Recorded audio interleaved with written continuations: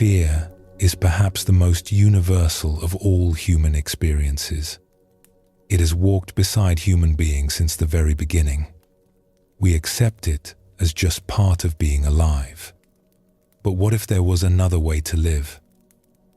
Tonight, we will discover what the Buddha said about this uninvited guest called fear. We will explore together what fear truly is, where it comes from, and how we might gently set it down, not through force or struggle, but through understanding. Before we begin, feel free to share what time it is and where you're listening from. What you will hear tonight are stories and reflections that reveal something the ancients understood. The same mind that creates our fear also holds the key to our freedom. As we journey through these teachings, know that you do not need to remember everything. Simply receive what speaks to you and let the rest drift away. Wherever you are right now, let yourself settle. Take a slow, deep breath. Let's begin our journey together. Fear is one of the great uninvited guests of human life. It arrives without warning, settles into the corners of our minds, and so often refuses to leave. It is there when we wake in the early morning hours, worrying about tomorrow. It is there when we face decisions, whispering of all that could go wrong. It is there in our relationships, in our work, in our quiet moments alone. And yet, despite how familiar fear is to us, we rarely stop to truly understand it. We simply feel its grip and assume that grip is telling us something true about the world. The ancient teachers understood that fear is one of the greatest obstacles to peace. It prevents us from resting in the present moment. It steals our joy even when we are safe and well. It creates tension in the body and turbulence in the mind.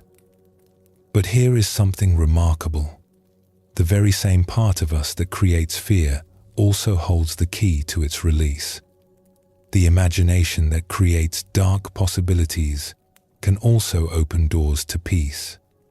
The mind that worries about what might go wrong can also rest in what might go right. Understanding this is the first step toward freedom. Let us begin with a story.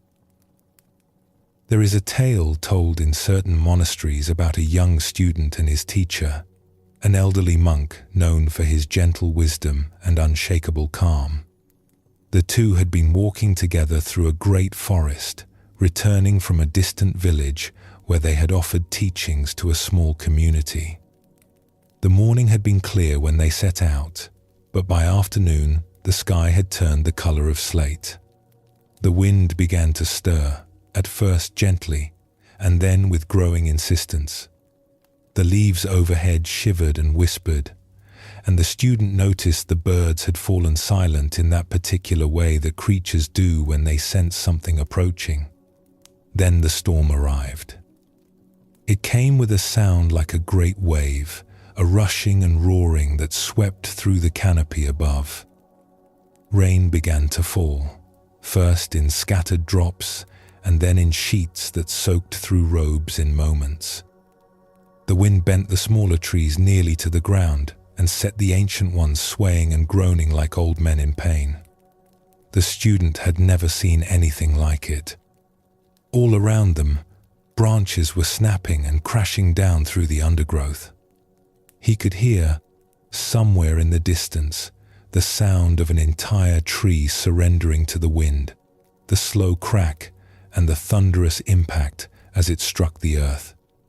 The path they walked grew treacherous. The rain had turned the ground to mud, and the light was failing though it was only afternoon.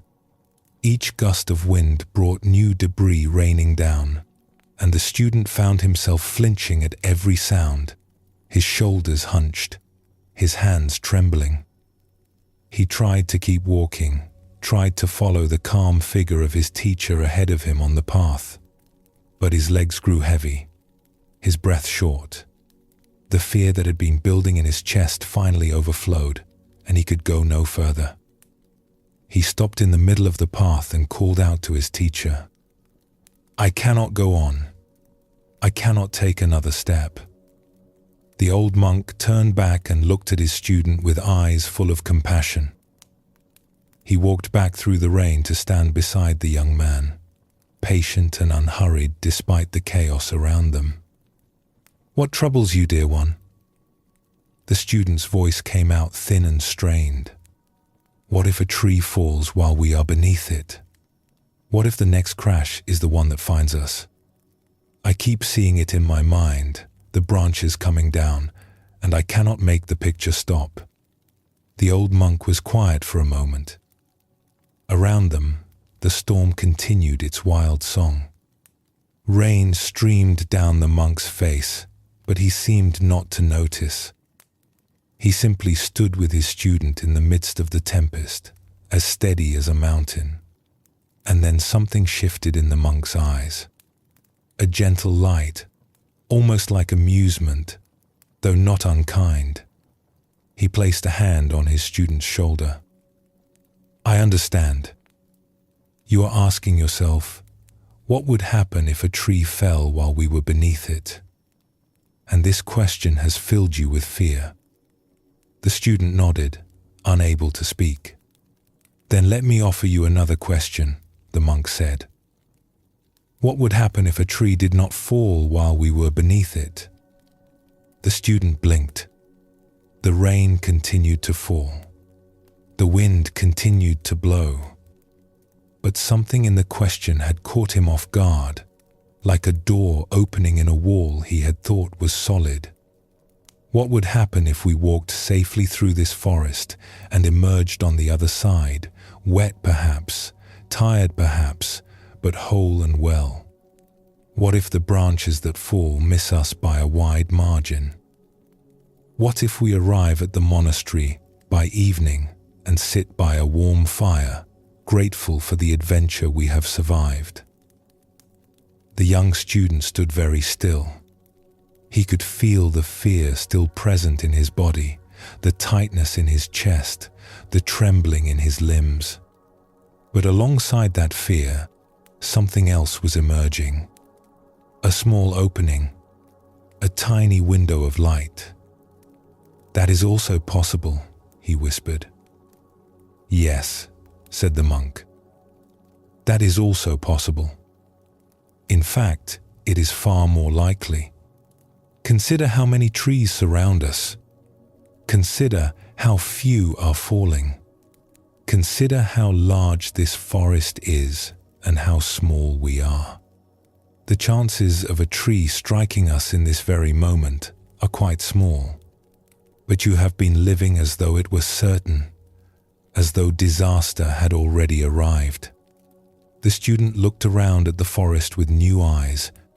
The storm was still fierce, the rain still cold, the wind still howling. Nothing had changed in the outer world, but something had shifted in the inner one. "Fear," the old monk continued, "is always the same question. What would happen if, followed by something terrible? Our minds are very skilled at imagining catastrophe. We have been doing it since we were small, since we lived in more dangerous times when such vigilance kept us alive. But that ancient habit of mind does not serve us well in most moments of our lives. It keeps us frightened of dangers that may never come." He began to walk again, slowly, and the student found that his legs would carry him after all. The medicine for fear is the same question with a different ending. What would happen if, followed by something good? What would happen if this works out? What would happen if I am safe? What would happen if the very thing I dread never comes to pass? These questions are not denial. They are balance. They are remembering that the future holds many possibilities, not only the dark ones our fear prefers to show us. They walked on together through the storm. The rain began to ease. The wind grew calmer. And by evening, just as the monk had suggested might happen, they reached the edge of the forest and saw the lights of the monastery glowing warm in the distance. They had walked through the storm and emerged on the other side. What can we learn from this simple story? Perhaps more than it first appears.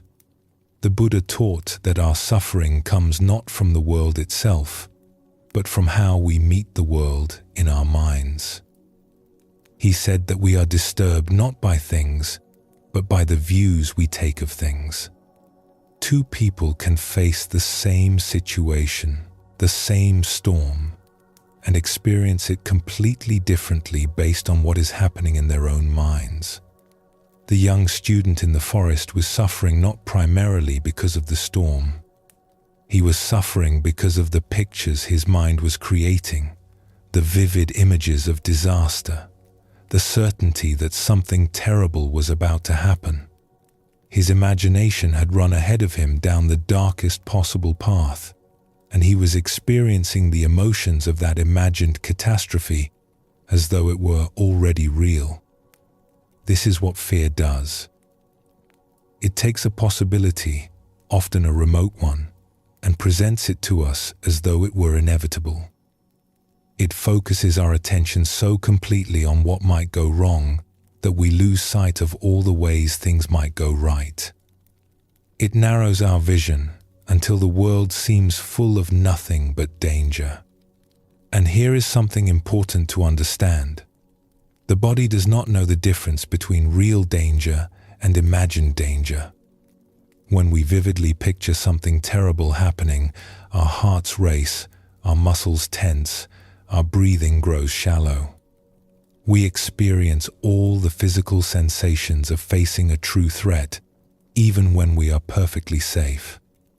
We exhaust ourselves fighting enemies that exist only in our thoughts. The old monk understood this. He did not try to argue with his student's fear or dismiss it as foolish. He simply offered a different question, a different direction for the imagination to travel. And in doing so, he opened a door that had seemed locked. What would happen if things went well? This is not naive optimism or positive thinking that ignores reality. It is balance. It is remembering that when we ask what might go wrong, we should also ask what might go right. Both questions point to possibilities. Neither points to certainties. But one fills us with dread while the other allows us to breathe. There is another dimension to this teaching that deserves our attention. Fear does not only make us suffer in the present moment, it also shapes the future in troubling ways. When we are afraid, we become tense. Our bodies stiffen. Our minds narrow. We lose access to our natural grace and wisdom. We become reactive instead of responsive, jerky instead of fluid. And this tension, this stiffness, often brings about the very outcomes we fear. Consider someone who is afraid of failing at something important. Perhaps they are about to give a presentation, or take a test, or have a difficult conversation. Their fear tells them this could go badly. And so they tense up. They rehearse worst-case scenarios. They lie awake at night, worrying. And when the moment arrives, they are exhausted, tight, unable to access their natural abilities. Their fear has made failure more likely, not less. Or consider someone who fears being abandoned by someone they love. Their fear tells them this person might leave you. And so they become clingy, suspicious, controlling.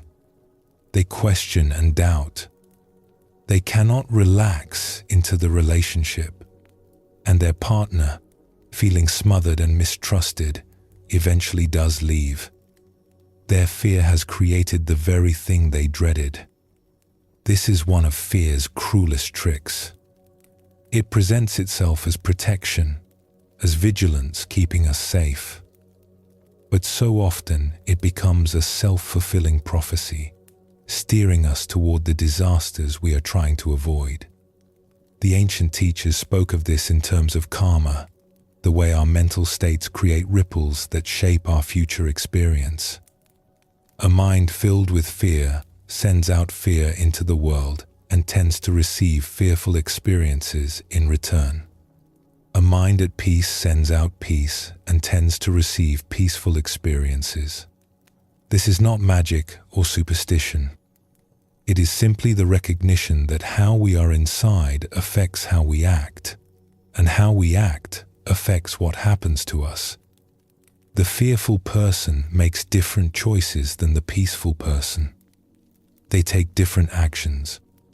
They respond to events in different ways. And over time, these differences compound into very different lives. Let us explore another story, one that illustrates this principle in a different way. There was once a child who received, for a birthday, the gift of a bicycle. It was the first bicycle this child had ever owned, and the excitement was immense. Within moments of receiving it, the child was outside, ready to learn to ride. But learning to ride a bicycle is not easy. The machine seems determined to fall over at every opportunity. And this child, like so many children before, kept falling. What the child did not realize was that fear was the culprit. With each wobble, the child's hands gripped the handlebars more tightly. With each near fall, the muscles tensed further. Before long, the child was holding on so tightly that the knuckles had turned white, the arms had become rigid as boards, the entire body had stiffened into a kind of statue. And it was precisely this rigidity that made balance impossible. A bicycle wants to be ridden by someone who can flow with it. When it tips slightly to the left, the rider must soften and shift slightly to compensate.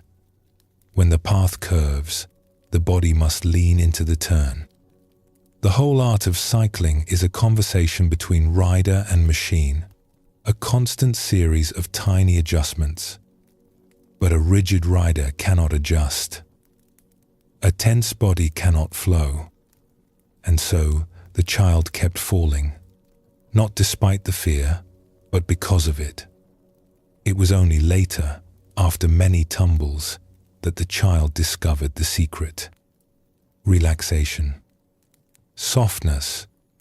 Letting the body respond naturally instead of trying to control every movement through sheer force of will. When the grip loosened, when the shoulders dropped, when the breath flowed freely, something wonderful happened.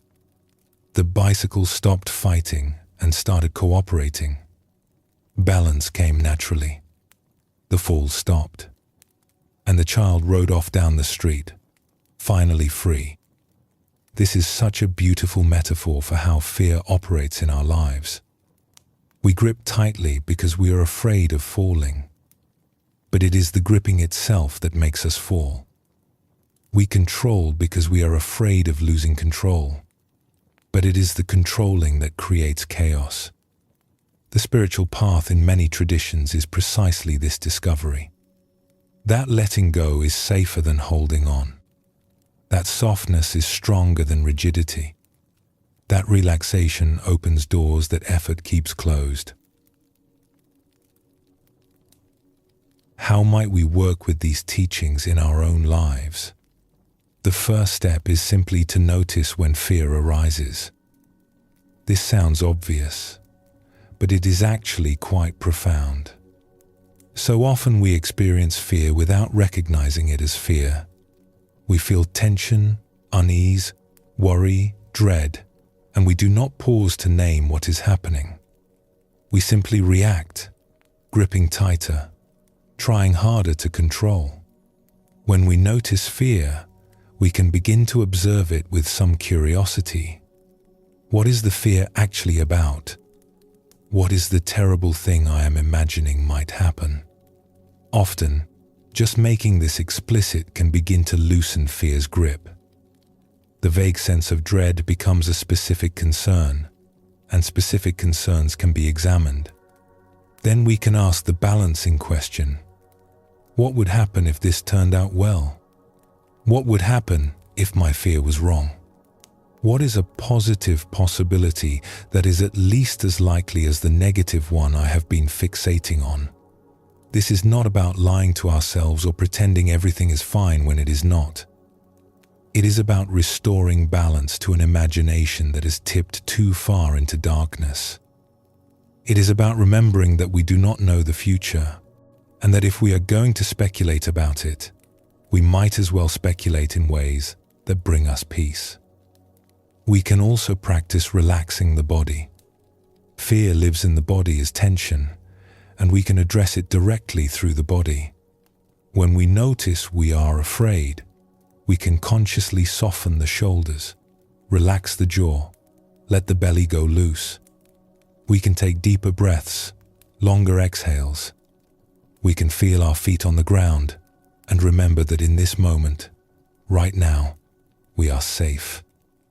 The Buddha taught a practice of cultivating peaceful mental states intentionally.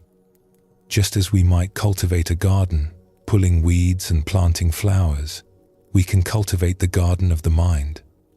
When fear arises, we acknowledge it with kindness, and then we gently redirect attention toward peace, toward safety, toward trust in the unfolding of life.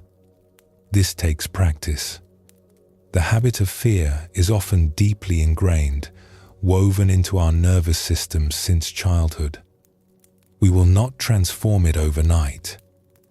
But each time we choose a peaceful thought over a fearful one, each time we soften instead of tighten, we are planting seeds.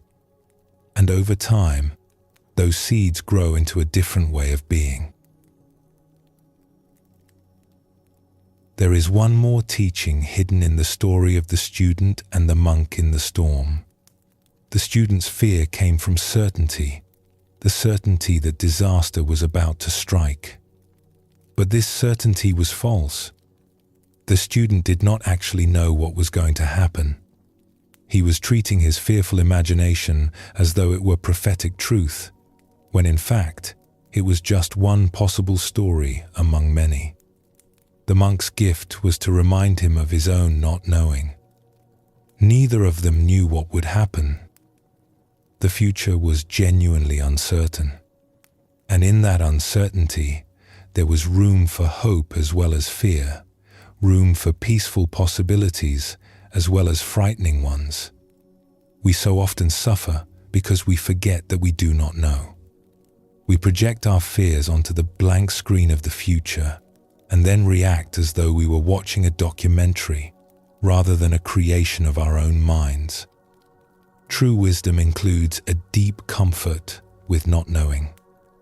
It is the recognition that life is uncertain and that this uncertainty, while sometimes uncomfortable, is also the source of all possibility. Every good thing that has ever happened to you was once something you did not know was coming. The future that feels so threatening is the same future that holds all the beauty and joy and love you have not yet experienced. When we can rest in not knowing, fear loses much of its power. We stop pretending we can see what is coming. We stop exhausting ourselves preparing for disasters that may never arrive. We become present to what is actually here, in this moment, rather than lost in what might be there, in some imagined future. This is peace. This is freedom. This is walking through the storm with eyes open and heart at ease. As we come to the end of this first exploration, let us return to the image of those two figures walking through the forest. The storm still raging around them, but something different in their bearing now. Not denial of the danger, but not paralysis either.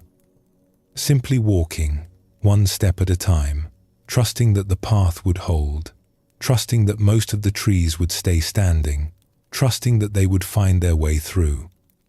The Buddha once said that just as a single flame can light 1,000 candles without diminishing itself, so too can one moment of peaceful awareness begin to illuminate an entire life. We do not have to eliminate fear all at once. We simply have to begin. One moment of choosing peace over panic. One breath of softening instead of tightening. One question asked in a different direction. What would happen if things turned out well? What would happen if you were safe? What would happen if the storm passed and you found yourself, tired perhaps, wet perhaps, but whole and grateful, standing in the warm light on the other side? That is also possible. In fact, it may be exactly what is waiting for you. Let these thoughts settle gently, like leaves coming to rest on still water. Take a slow breath, and when you are ready, we will continue together.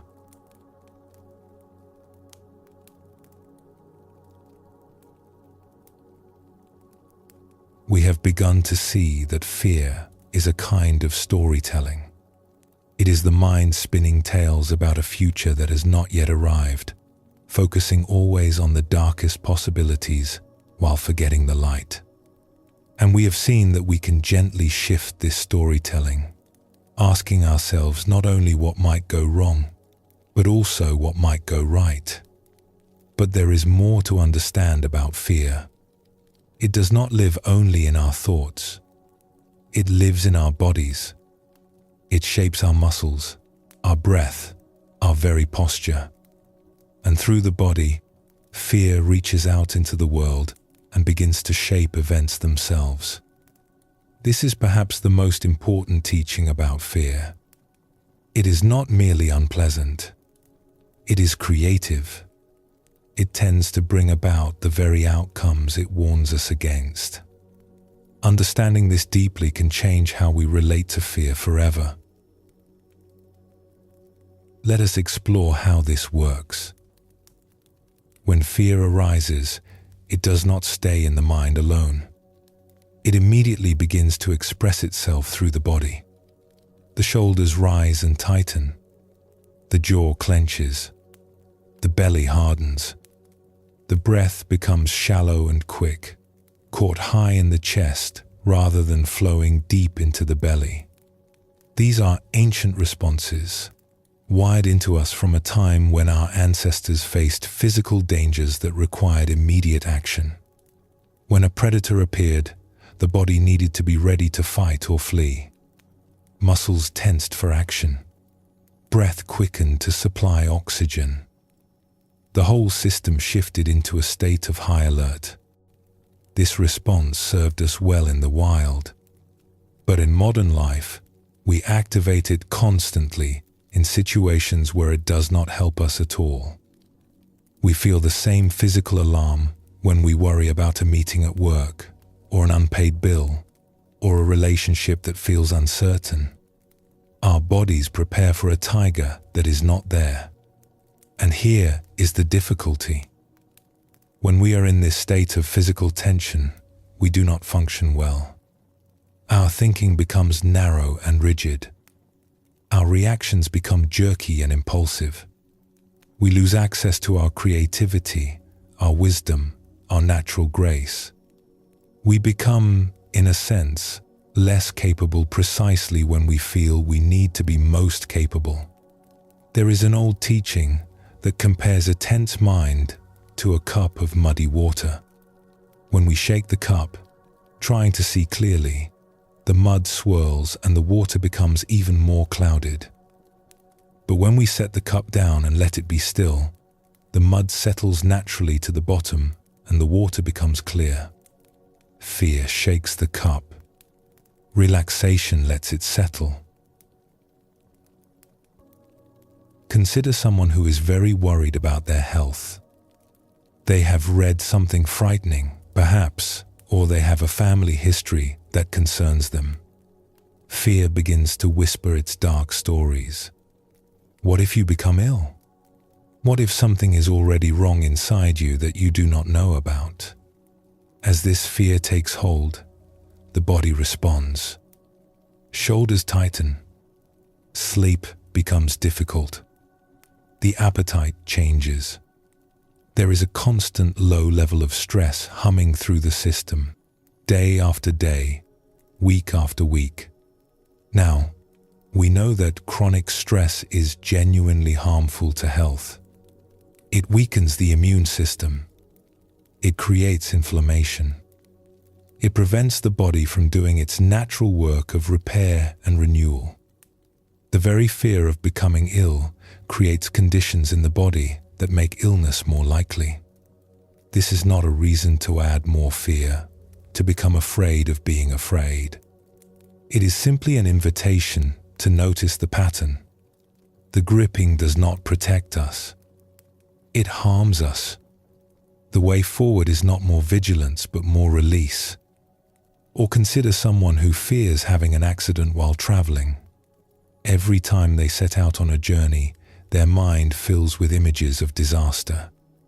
They grip the steering wheel tightly.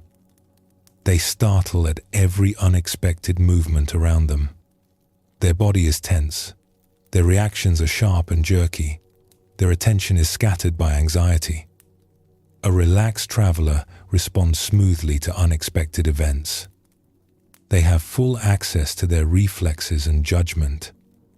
They can assess situations clearly and act appropriately. But a frightened traveler overreacts, braking too hard or swerving too suddenly. Their tension creates exactly the kind of erratic behavior that leads to accidents. Again, the grip creates the fall. Have you ever noticed that some people seem to move through life with remarkable ease? Things seem to work out for them. They face the same uncertainties as everyone else, but somehow they emerge unscathed, even blessed. We might call them lucky, but perhaps something else is at work. These fortunate ones often share a common quality.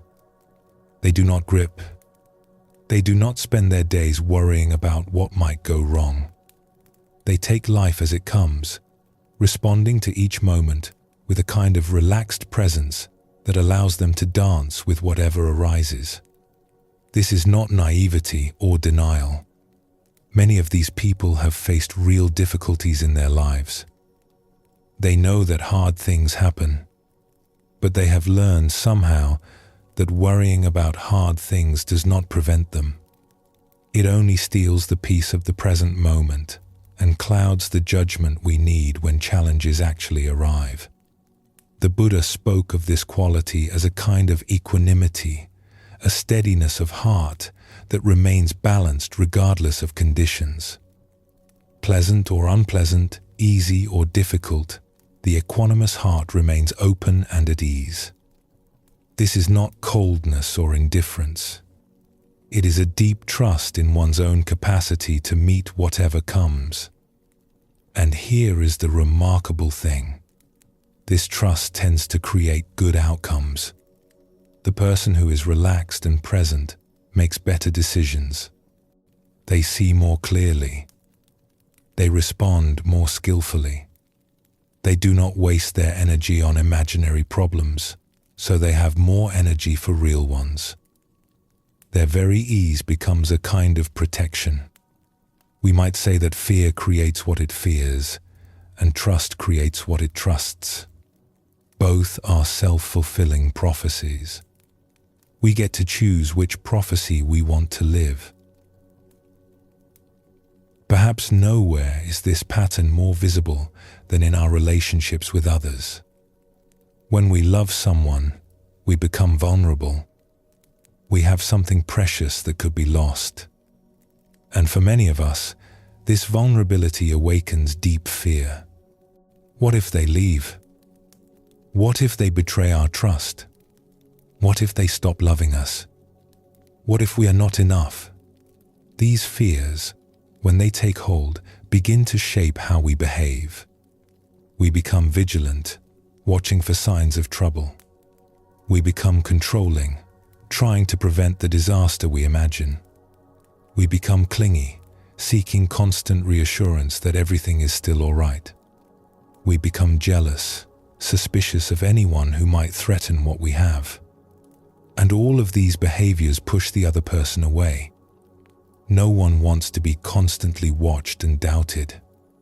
No one wants to feel controlled. No one wants to be the endless source of reassurance for someone else's anxiety.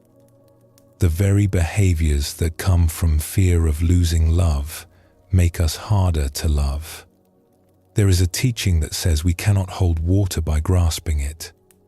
The tighter we squeeze, the more it escapes through our fingers. But if we simply cup our hands gently, the water rests there peacefully. Love is like this. When we try to grip it tightly, we crush it. When we try to control it, we suffocate it. But when we can hold it gently, with open hands and a trusting heart, it stays. This is one of the great paradoxes of intimate life. The security we seek cannot be created through control. It can only arise from its opposite, from the willingness to not control, to let the other person be free, to trust that love given freely is the only love worth having. There is a story about a person who tried very hard to be the perfect partner in a relationship. This person had been hurt before, had experienced the pain of love lost, and was determined that this would not happen again. And so they tried to do everything right. They monitored themselves constantly, watching for mistakes. They anticipated their partner's every need, trying to prevent any disappointment. They kept a running account in their mind of how the relationship was going, analyzing each interaction for signs of trouble. They became, in a word, exhausting. Their partner began to feel watched, evaluated, managed. What had started as a spontaneous and joyful connection began to feel like a performance, with one person always in the audience taking notes. The space for relaxation and authenticity slowly disappeared. Eventually, the partner said something that surprised them both. "I feel like I am living with someone who is afraid of me. Like you are constantly bracing for me to hurt you. And it makes me feel like a monster, even though I have done nothing wrong." The person who was trying so hard to be perfect suddenly saw what they had been doing. Their fear of losing love had created a barrier to love. Their vigilance had become a wall. Their very effort to hold the relationship together was pushing it apart. This is such an important teaching. In relationships, as in riding a bicycle, we must learn to soften. We must learn to trust. We must let go of the desperate grip that comes from fear and open our hands to whatever wants to happen. This does not mean we become careless or indifferent. It means we offer our presence, our kindness, our authentic self, and then we let the relationship find its own shape. We cannot control another person. We can only show up fully and let love do what love does. How does one begin to release the physical grip of fear? It starts with simply noticing. So often, we walk around in states of chronic tension without realizing it. Our shoulders have been raised for so long that we have forgotten what relaxation feels like. Our jaws have been clenched for so many years that we no longer notice the tightness. Our bellies have been held in, braced against some imagined blow, until hardness feels normal. When we begin to pay attention to the body, we often discover how much tension we have been carrying without knowing it. And something interesting happens in that noticing. The simple act of becoming aware of tension often begins to release it. Attention itself is a kind of permission. It says to the body, you can let go now. You can soften. You are safe. The Buddha taught that the body and mind are not separate things but one continuous system. What happens in the mind affects the body, and what happens in the body affects the mind. This means that physical relaxation is not separate from mental peace. When the shoulders drop, something in the mind drops too. When the belly softens, something in the heart softens as well. Those who have studied the body's wisdom tell us that we store our experiences in our muscles, our tissues, our very cells. The fears we have carried, the tensions we have held, leave their traces in the body. And the body, in its own quiet way, can help us release what the mind has struggled to let go. This is why so many contemplative traditions include attention to the body as part of their path. Not as a separate practice, but as an essential doorway. When we learn to be at ease in our bodies, we are learning to be at ease in our lives. Underneath all of this is a question of trust. When we fear, we are essentially saying that we do not trust life to take care of us. We do not trust ourselves to handle what comes. We do not trust the future to hold anything good. This lack of trust is understandable. Many of us have been hurt. Many of us have experienced times when life was not kind, when our trust was betrayed, when terrible things happened despite our best efforts. It makes sense that we would become wary, vigilant, self-protective. But there is a difference between reasonable caution and chronic fear. Reasonable caution says, let me look both ways before crossing the street. Chronic fear says, I cannot leave the house because something terrible might happen. The path forward is not to pretend we have never been hurt or that nothing bad can happen. The path forward is to develop a different kind of trust. Not trust that everything will go perfectly, but trust that we can handle whatever comes. Trust in our own resilience. Trust in the support that surrounds us. Trust that even difficult experiences contain the seeds of growth and wisdom. There is a teaching that compares a person of trust to a great tree. When storms come, the tree does not fight the wind. It bends. Its branches sway. It allows the storm to move through it. And when the storm passes, the tree is still standing, perhaps with some leaves lost, perhaps with some branches broken, but fundamentally whole. A rigid tree, one that refuses to bend, is the one that breaks. We can learn to be like the great tree, rooted, stable, present, but also flexible, yielding, willing to dance with whatever winds blow through our lives. This is trust. This is the opposite of the fearful grip that makes us fall. As we come to the end of this exploration, let us return to that image of the child on the bicycle. The white knuckles slowly relaxing, the stiff body beginning to soften, the wobbling machine beginning to steady as the rider learns to flow rather than fight. This is the invitation for all of us. Not to try harder to control life, but to soften our grip. Not to be more vigilant against danger, but to be more trusting of our own capacity to respond. Not to brace against the future, but to open to it with curiosity and ease. The Dhammapada, an ancient collection of the Buddha's sayings, tells us that those who are free from fear are truly happy. This happiness is available to us. It is not somewhere else, waiting for circumstances to improve. It is here, now, in this very moment, waiting only for us to release the grip that keeps it at bay. What might your life look like with a little less fear? What might become possible if you trusted yourself, trusted life, just a little bit more? You do not have to figure it all out at once. You do not have to become fearless overnight. It is enough to simply begin.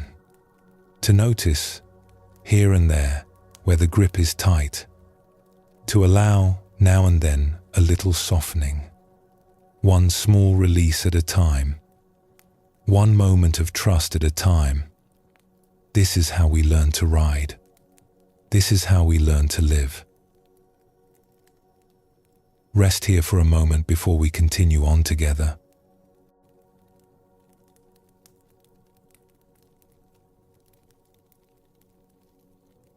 We have been exploring how fear lives in the body, how it tightens our muscles and stiffens our movements, how the very act of gripping creates the falls we hope to prevent. Now let us turn to perhaps the most tender territory of all, the territory of the heart. It is in our relationships with others that fear shows its most painful face. When we love, we become vulnerable. When we open our hearts, we create the possibility of being hurt. And for many of us, this vulnerability awakens ancient fears that can slowly poison the very connections we treasure most. There is something both beautiful and terrifying about caring deeply for another person. We find ourselves bound to them in ways we did not choose and cannot fully control. Their happiness becomes our happiness. Their pain becomes our pain.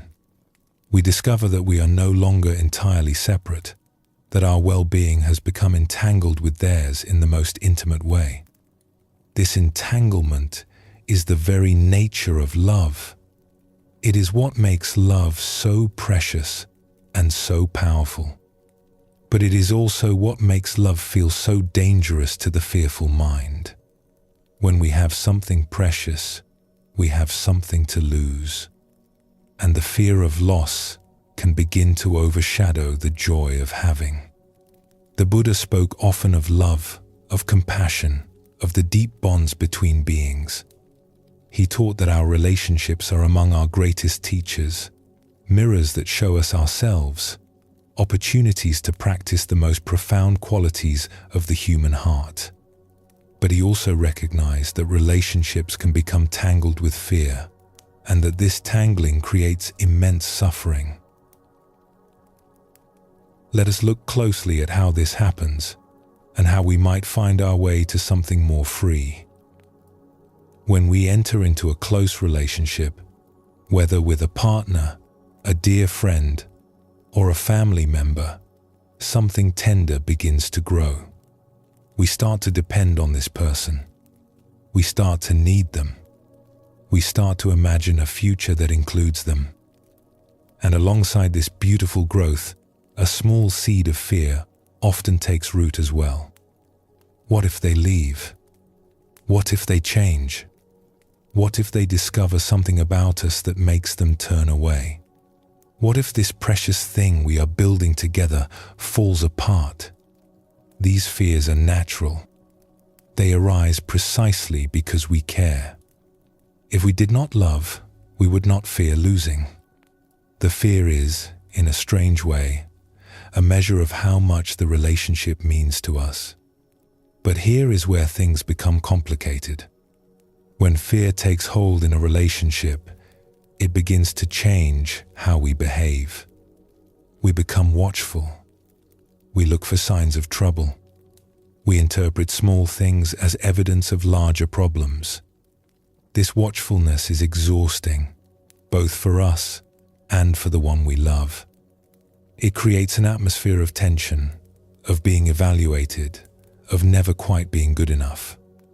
And slowly, this atmosphere begins to erode the very foundation of the relationship. This brings us to trust. Trust is the soil in which love grows. Without trust, love cannot put down roots. It remains shallow, fragile, easily disturbed by the slightest wind. With trust, love can grow deep and strong, weathering storms that would destroy a more superficial connection. But here is what fear does not understand. Trust cannot be created through vigilance. It cannot be built through control. It cannot be secured by watching and checking and making sure.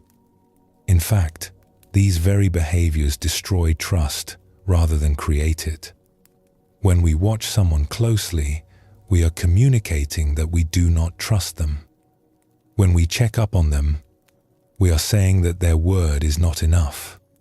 When we try to control their behavior, we are treating them as a threat to be managed rather than a person to be loved. And they feel this. Even if they cannot name it, they feel the absence of trust. They feel the presence of fear. And something in them begins to withdraw, to protect itself, to close off the very openness that made intimacy possible. This is one of the great sorrows of relational fear. The person gripped by fear is often trying so hard to protect the relationship. They are watching because they care.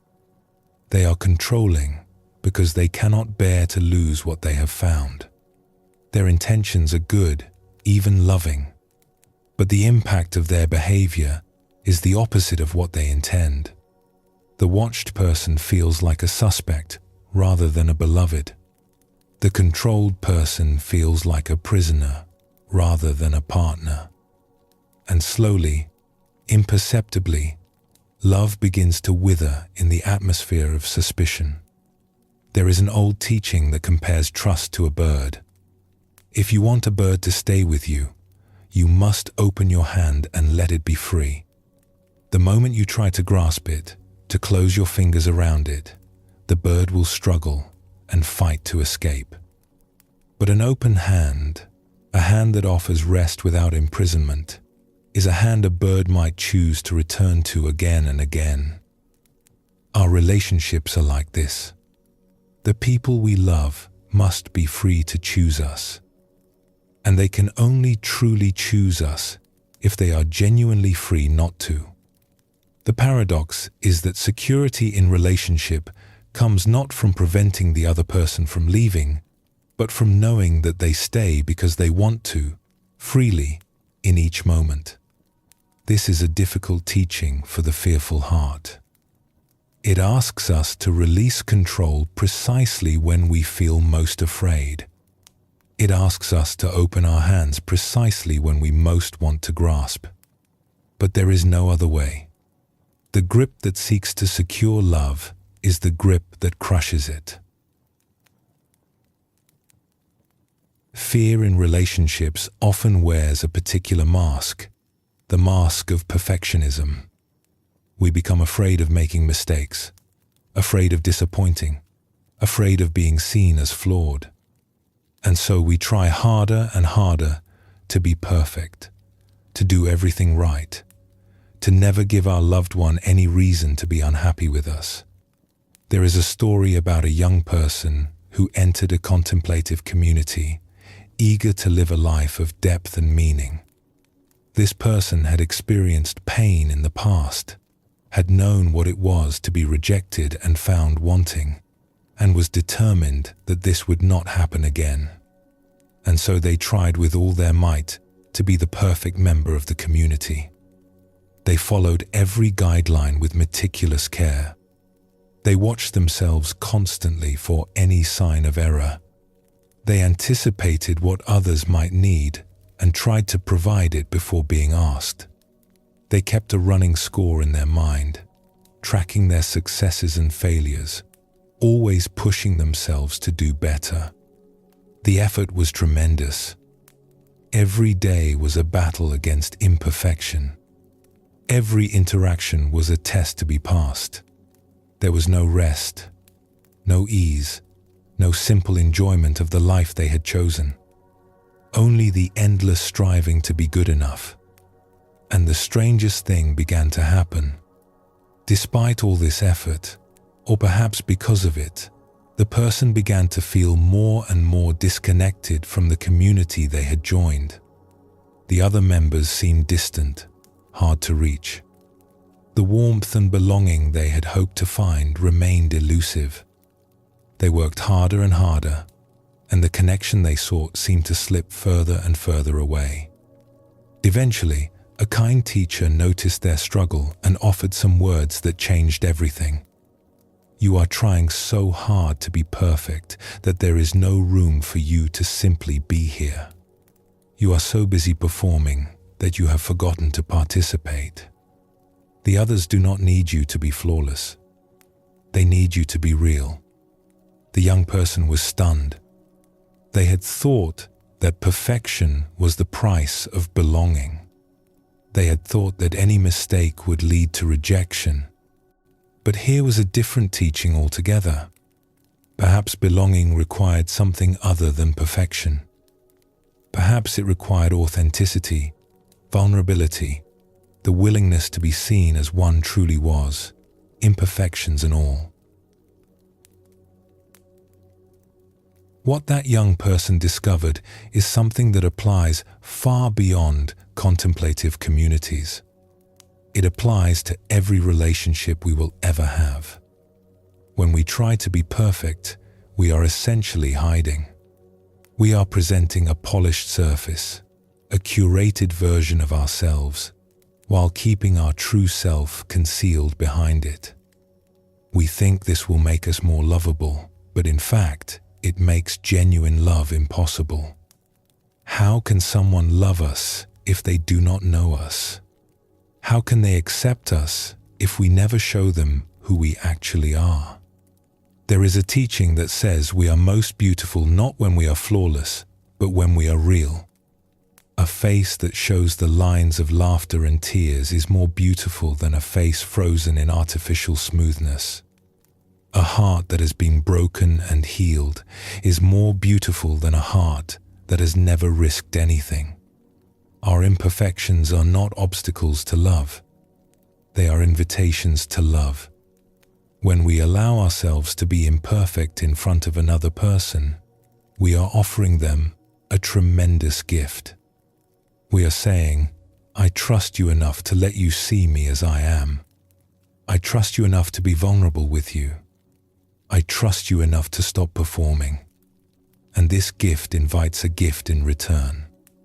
When one person risks being real, it gives the other person permission to be real as well. The masks can come off. The performance can end. And what remains is two actual human beings, meeting each other in the tender space of mutual vulnerability. This is intimacy. This is connection. This is what we were looking for all along, hidden beneath all our striving to be perfect.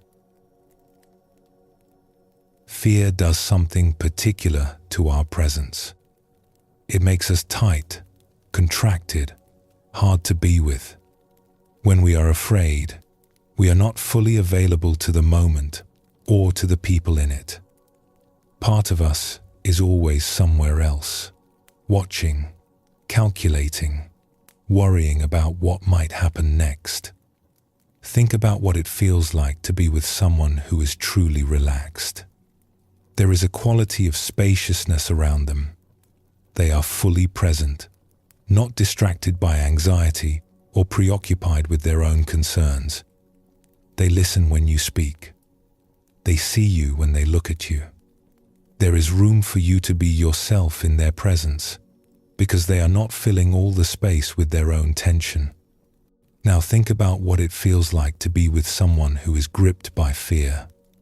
There is a tightness around them, a feeling of pressure. They may be physically present, but their attention is scattered. They are watching for danger, managing their impression, trying to control outcomes. There is not much room for you in their presence, because they are so full of their own worry. We are naturally drawn to relaxed people and naturally uncomfortable around tense ones. This is not a judgment. It is simply how we are built. We can feel the difference, even if we cannot always name it. And we gravitate toward the spaciousness, the ease, the open presence that allows us to breathe. If we want to be good partners, good friends, good family members, one of the greatest gifts we can offer is our own relaxation. Not because we have solved all our problems or eliminated all our fears, but because we have learned to hold them lightly. We have learned to be present despite them. We have learned that our fears do not have to run the show. Is it possible to love without fear? The ancient teachers suggest that it is, though perhaps not in the way we might imagine. The Buddha taught about a quality called metta, often translated as loving kindness or unconditional friendliness. This is a love that does not depend on the other person behaving in a certain way. It does not depend on outcomes. It does not depend on being loved in return. It is simply an orientation of the heart toward goodwill, offered freely without demand. This kind of love is remarkably free from fear. When we love without conditions, there is nothing to lose. When we offer kindness without requiring anything in return, rejection loses its sting. The gift has already been given. The love has already been expressed. Whatever happens next does not diminish what has already been offered. The traditional teachings describe metta as being like the sun, which shines on all things equally without discrimination. The sun does not shine only on those who appreciate it, or only on those who deserve it. It simply shines, because that is its nature. And in the shining itself, the sun is fulfilled. We can learn to love like this. Not perfectly, not all the time, but more and more as we practice. We can learn to offer our warmth without keeping score. We can learn to wish others well without needing them to wish us well in return. We can learn to let our love be its own reward. This is not the same as not caring. It is not indifference wearing the mask of spirituality. It is actually a more intense form of caring, because it is not diluted by self-protection. It is love that has set down the burden of fear and become pure, light, free. We may not be able to love this way all the time. We are human, and our hearts are tender, and we will sometimes feel afraid. But we can move in this direction. We can practice offering love without gripping. We can notice when fear is tightening our hearts and gently, kindly invite them to open again. Each time we choose love over fear, even in small ways, we are strengthening a new pattern in the heart. We are teaching ourselves that love does not require fear as its companion. We are discovering that the more freely we give, the more we have to give. At the root of relational fear is often a deeper fear, the fear of being truly seen. We are afraid that if someone sees all of us, including the parts we have hidden, they will turn away. We are afraid that our true self is not lovable, and so we hide and perform and try to control what others see. But this hiding comes at a terrible cost. As long as we are hiding, we cannot truly be met. As long as we are performing, we cannot truly be known. We may receive approval for our performance, but this approval does not nourish us because we know it is not really meant for us. It is meant for the mask we are wearing. The path through this fear is the path of courage. Not the courage of warriors going into battle, but a gentler courage, the courage to be seen. The courage to take off the mask, even though we do not know what will happen when we do. The courage to offer our real self to another person and allow them to respond as they will. This is perhaps the deepest trust of all. Trusting that even if we are rejected, we will survive. Trusting that being known is worth the risk of being hurt. Trusting that somewhere, somehow, There are people who will see us as we are and love us not, despite our imperfections, but in some strange way because of them, because our imperfections make us real, and only what is real can truly be loved.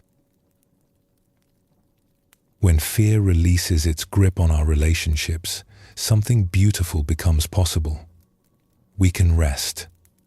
We can rest in the presence of another person without constantly monitoring how things are going. We can enjoy a conversation without analyzing it for hidden meanings. We can spend time apart without spiraling into worry. We can receive love without questioning whether it is real. This resting is not complacency. It does not mean we stop caring for our relationships or take them for granted. It means we care for them from a place of peace rather than anxiety. We water the garden because we love watching things grow, not because we are terrified of what will happen if something dies. The Buddha spoke of a quality called passaddhi, often translated as tranquility or calm. This is the quality that arises when the agitation of fear settles, when the waters of the mind become still. In this stillness, we can see clearly. We can respond wisely. We can love fully. Our relationships long for this quality. The people in our lives long for us to meet them from this place of calm. And we long for it too, even if we have forgotten what it feels like. Fear in relationships, like fear in all things, tends to create what it fears.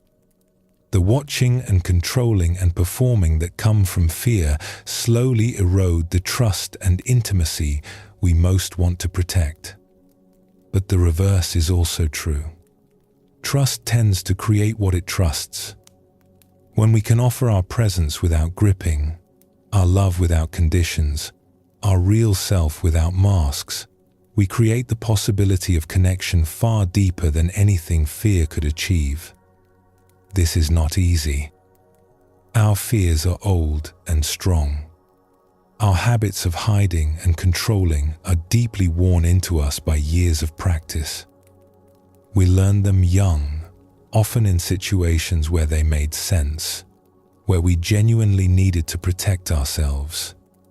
We should not judge ourselves harshly for having learned what life seemed to be teaching us. But every moment offers a new opportunity. Every interaction is a chance to choose trust over fear, openness over protection, realness over performance. We do not have to transform all at once. We simply have to be willing to experiment, to try a little more openness here, a little more authenticity there, and to notice what happens when we do. The people in your life do not need you to be perfect. They need you to be present. They do not need you to have all the answers. They need you to be willing to sit with them in the questions. They do not need you to never make mistakes. They need you to be human with them as they learn to be human with you. This is the heart that trusts. This is the love that sets down fear. This is the connection that we have been seeking all along. Rest here for a moment in the warmth of this possibility before we continue on together.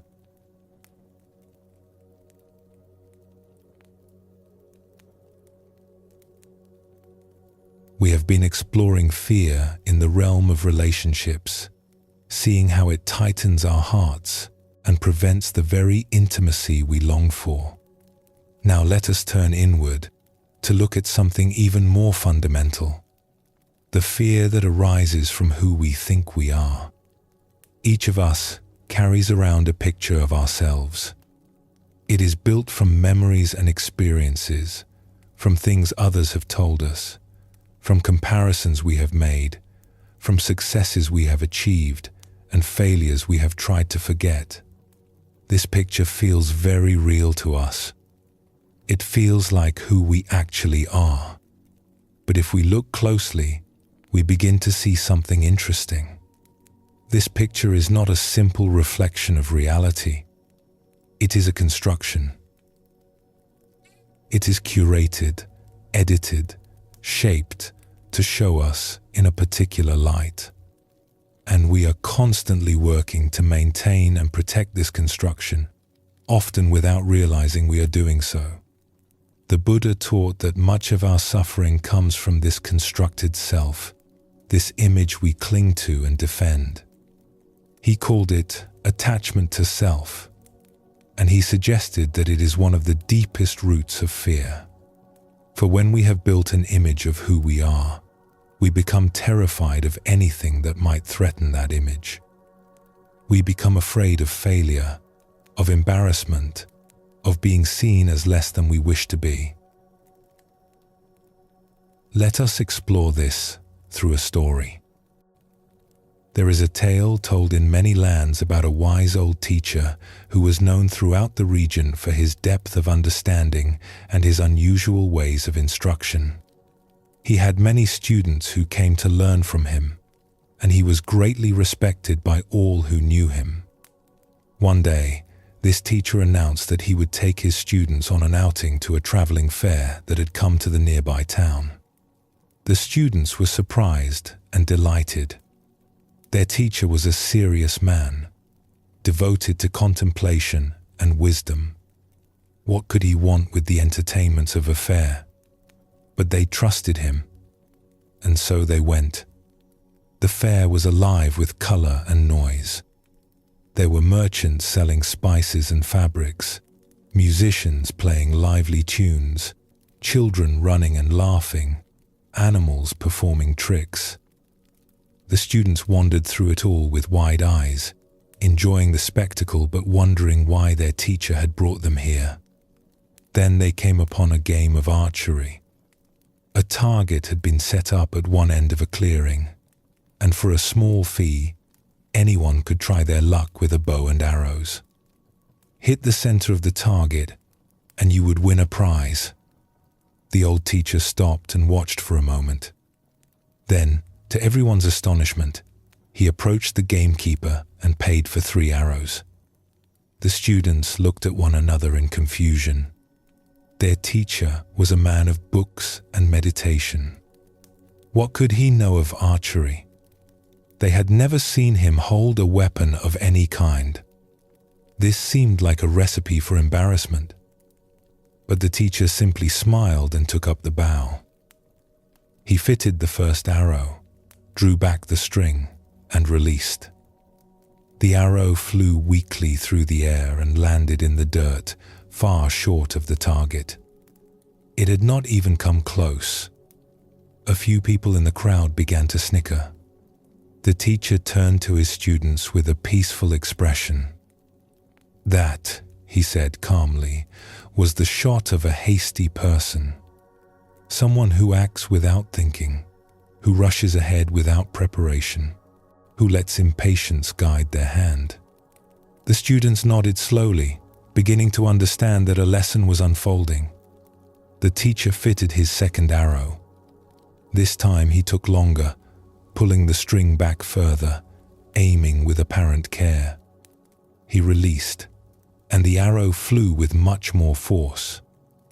But it veered wildly to the side, missing the target by a great distance. The crowd laughed openly now. This old man clearly had no idea what he was doing. But again, the teacher seemed untroubled. He turned to his students and said, "That was the shot of an arrogant person. Someone who is overconfident, who believes their effort alone guarantees success, who does not respect the difficulty of what they are attempting." The students leaned in, fascinated. What would the third arrow teach them? The teacher fitted his final arrow. He stood quietly for a moment, breathing slowly, his body relaxed but attentive. Then, in one fluid motion, he drew and released. The arrow flew straight and true, striking the very center of the target. The crowd gasped and then cheered. As the teacher collected his prize, one of his students approached him with a question. Teacher, you told us the first arrow was the shot of a hasty person, and the second was the shot of an arrogant person. But what was the third arrow? Whose shot was that? The teacher smiled. Why, that was my shot, of course. That was me.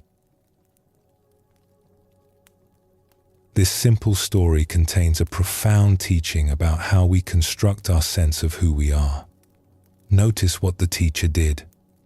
When the arrows missed, he attributed those shots to qualities he was demonstrating: hastiness, arrogance, as if those shots belonged to someone else. But when the arrow hit the center, he claimed it fully. That was me. This is exactly what we all do, though usually without the self-awareness the teacher was demonstrating. When things go well, we take credit.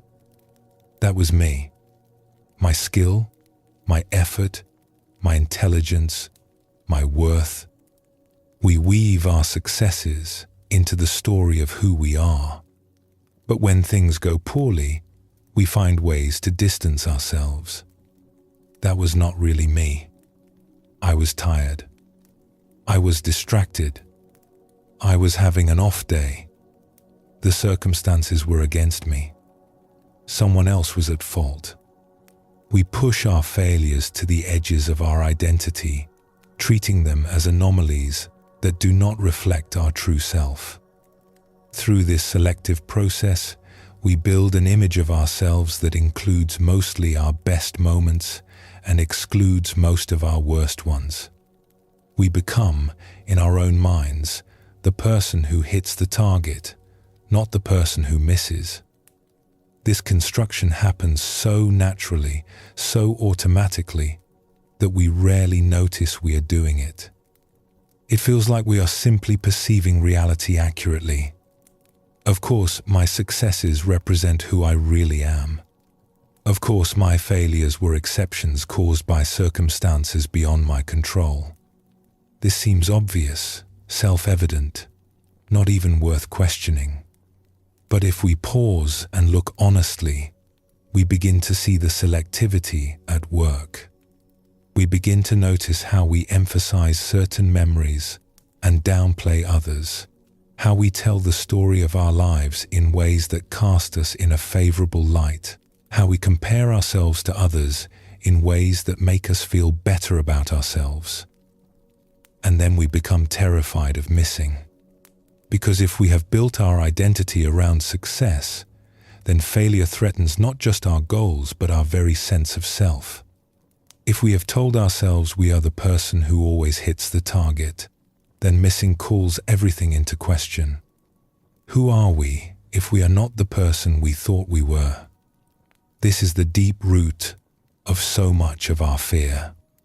The fear of failure, the fear of embarrassment, the fear of being seen as incompetent or foolish. These fears are not really about the failure itself.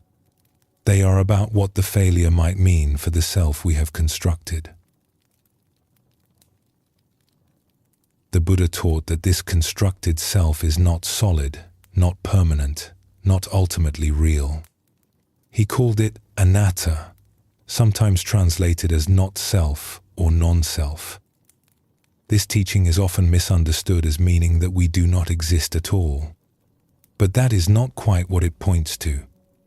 What the Buddha was pointing to is that the fixed, solid, permanent self we imagine ourselves to be is a kind of illusion.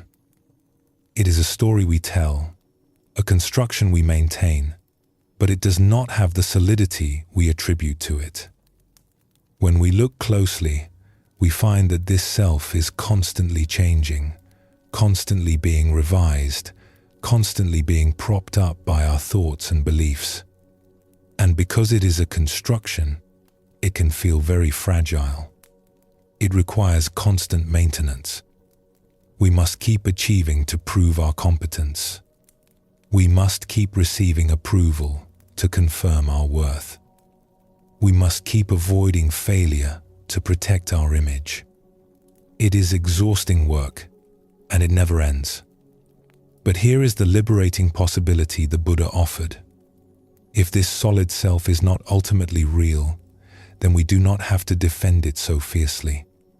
If our identity is not actually at stake every time we make a mistake, then mistakes lose their terror. If who we are is not defined by our successes and failures, then we are free to succeed and fail without our very being hanging in the balance. This is a radical freedom. It does not mean we stop caring about doing well or that we become indifferent to outcomes. It means we stop making outcomes a matter of existential survival. We can try things, fail at them, learn from them, and move on without the crushing weight of believing that our failures define us. Perhaps no fear is more common than the fear of looking foolish in front of others. We dread embarrassment. We avoid situations where we might make mistakes in public. We hold back from trying new things because we cannot bear the thought of appearing incompetent. This fear keeps us small. It prevents us from learning, from growing, from taking the risks that lead to new possibilities.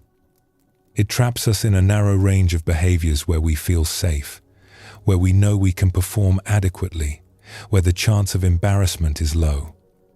And the tragedy is that this narrow range grows narrower over time. The less we risk, the more frightening risk becomes. The more we avoid embarrassment, the more devastating embarrassment feels when it inevitably occurs. We build walls around ourselves that grow higher and thicker with each passing year. Think of how this fear affects something as simple as learning a new language. To learn to speak a foreign tongue, we must be willing to stumble, to mispronounce, to use wrong words, to sound foolish to native speakers. There is no other way. Fluency comes only after a long period of awkward, mistake-filled practice. But many people never learn new languages, even when they want to, because they cannot bear this period of awkwardness. The fear of sounding foolish is stronger than the desire to communicate. And so they remain silent, trapped by an image of themselves as someone who speaks correctly or not at all. This same pattern plays out in countless areas of life. We do not ask questions because we fear looking ignorant. We do not try new activities because we fear looking clumsy. We do not share our creative work because we fear looking untalented. We do not express our feelings because we fear looking vulnerable. In each case, the fear of how we might appear prevents us from fully participating in life. There is a beautiful teaching about the value of what is called beginner's mind. This is the mind that approaches something without pretending to already know, without needing to appear expert, without the burden of maintaining an image of competence. Beginner's mind is fresh, open, curious. It is not afraid to ask obvious questions. It is not embarrassed to make elementary mistakes. It is not weighed down by the need to seem impressive. And because of this freedom, beginner's mind learns quickly. It sees things that the expert mind, trapped in its expertise, might miss. In the expert's mind, there are few possibilities. In the beginner's mind, there are many. This is because the expert has already decided what is true, what works, what matters. But the beginner is still discovering. Every door is still open. Every path is still worth exploring. Children naturally have beginner's mind. Watch a young child learning something new, and you will see a being who is not yet afraid of looking foolish. They try, they fail, they try again, they laugh at their mistakes, they keep going. There is a freedom and a joy in their learning that many adults have lost. What happened to that freedom? We learn to be self-conscious. we learned that mistakes could bring disapproval, mockery, shame. We learned to protect our image, and in doing so, we lost the openness that makes genuine learning possible. But beginner's mind can be recovered. It is not gone forever. It is simply covered over by layers of self-protection. When we begin to release our grip on the image of ourselves as someone who already knows, we rediscover the joy of not knowing. We become willing to be beginners again in any area of life, at any age.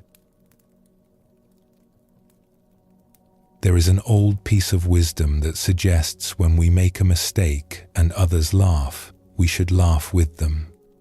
If we can laugh at ourselves, then the world is not laughing at us.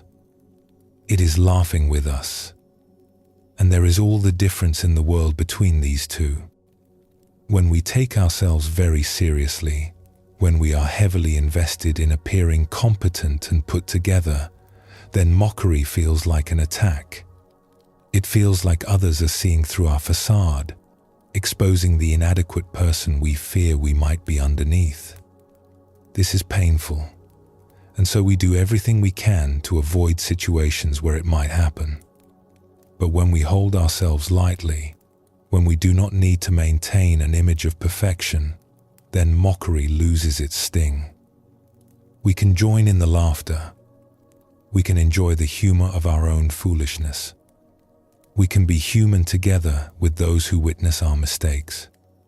This capacity to laugh at ourselves is one of the great gifts we can develop. It transforms potential moments of shame into moments of connection. It takes the power away from embarrassment and gives that power to joy instead. It signals to others that we are safe to be around, that they too can make mistakes in our presence without being judged. There is a story about a teacher who was conducting a ceremony, a very formal and important occasion with many people watching. In the middle of the ceremony, the teacher made a significant error, saying the wrong words at a crucial moment. Everyone noticed. There was an awkward silence. But the teacher simply smiled and said, "Well, now you all know that I am human like you," and then continued with the ceremony. The tension dissolved. The people present felt closer to the teacher than they had before. What could have been a moment of shame became a moment of connection. This is the power of holding ourselves lightly. Our mistakes, instead of being disasters to be hidden, become opportunities for genuine human meeting. They become gifts we give to others, permission for them to be imperfect too. They become doorways through which real relationship can enter. Imagine a place where you were genuinely permitted to make mistakes, not judged for them, not shamed for them, simply allowed to make them as part of the natural process of learning and growing. How would it feel to be in such a place? Most of us have rarely experienced this. From our earliest years, we learned that mistakes brought consequences, disapproval, criticism, punishment, withdrawal of love. We learned to fear making mistakes because mistakes meant pain. But there is a profound teaching hidden in this. When people are genuinely permitted to make mistakes, they make fewer of them. When the fear of failure is removed, performance improves. This seems paradoxical, but it makes perfect sense when we understand what fear does to us. Fear tightens us. It narrows our attention. It makes us rigid and reactive. Under the pressure of fear, we lose access to our creativity, our intuition, our natural intelligence. We become smaller, less capable versions of ourselves. But when the fear is gone, we expand. We relax. We can think clearly and respond flexibly. We have access to all our resources. And from this place of ease, we naturally do better. Some of the wisest leaders and teachers understand this. They create environments where mistakes are welcomed as part of learning, where failure is treated as information rather than catastrophe, where people are encouraged to take risks knowing that they will be supported whether they succeed or fail. In such environments, people flourish. They try things they would never have attempted under the pressure of perfectionism. They discover capacities they did not know they had. They grow in ways that would have been impossible if they were constantly afraid of making mistakes. How do we begin to loosen the grip of our constructed self, to free ourselves from the fear of failure and embarrassment that keeps us small? It begins with awareness, simply noticing how we construct our sense of self, how we claim our successes and disown our failures, how we curate our image and fear its dissolution. This noticing, done gently and without judgment, begins to create some space around the pattern. We can also practice holding ourselves more lightly. When we make a mistake, instead of rushing to explain it away or hide it, we can simply acknowledge it. Yes, I did that. It did not go well. And here I still am. The world did not end. My worth as a being did not diminish. We can cultivate a sense of humor about ourselves and our pretensions. The constructed self takes itself very seriously. It believes that its image is terribly important. But from a wider perspective, all of our posturing and image maintenance is rather funny. We are all, in our own ways, like the teacher at the fair, trying to appear more competent than we are, claiming our hits and disowning our misses. And we can remember the deeper teaching that who we truly are is not defined by success or failure, competence or incompetence, the approval or disapproval of others. There is something in us that remains whole and worthy regardless of how things turn out. The Buddha called it our true nature, and he taught that it is already perfect, already complete, already free.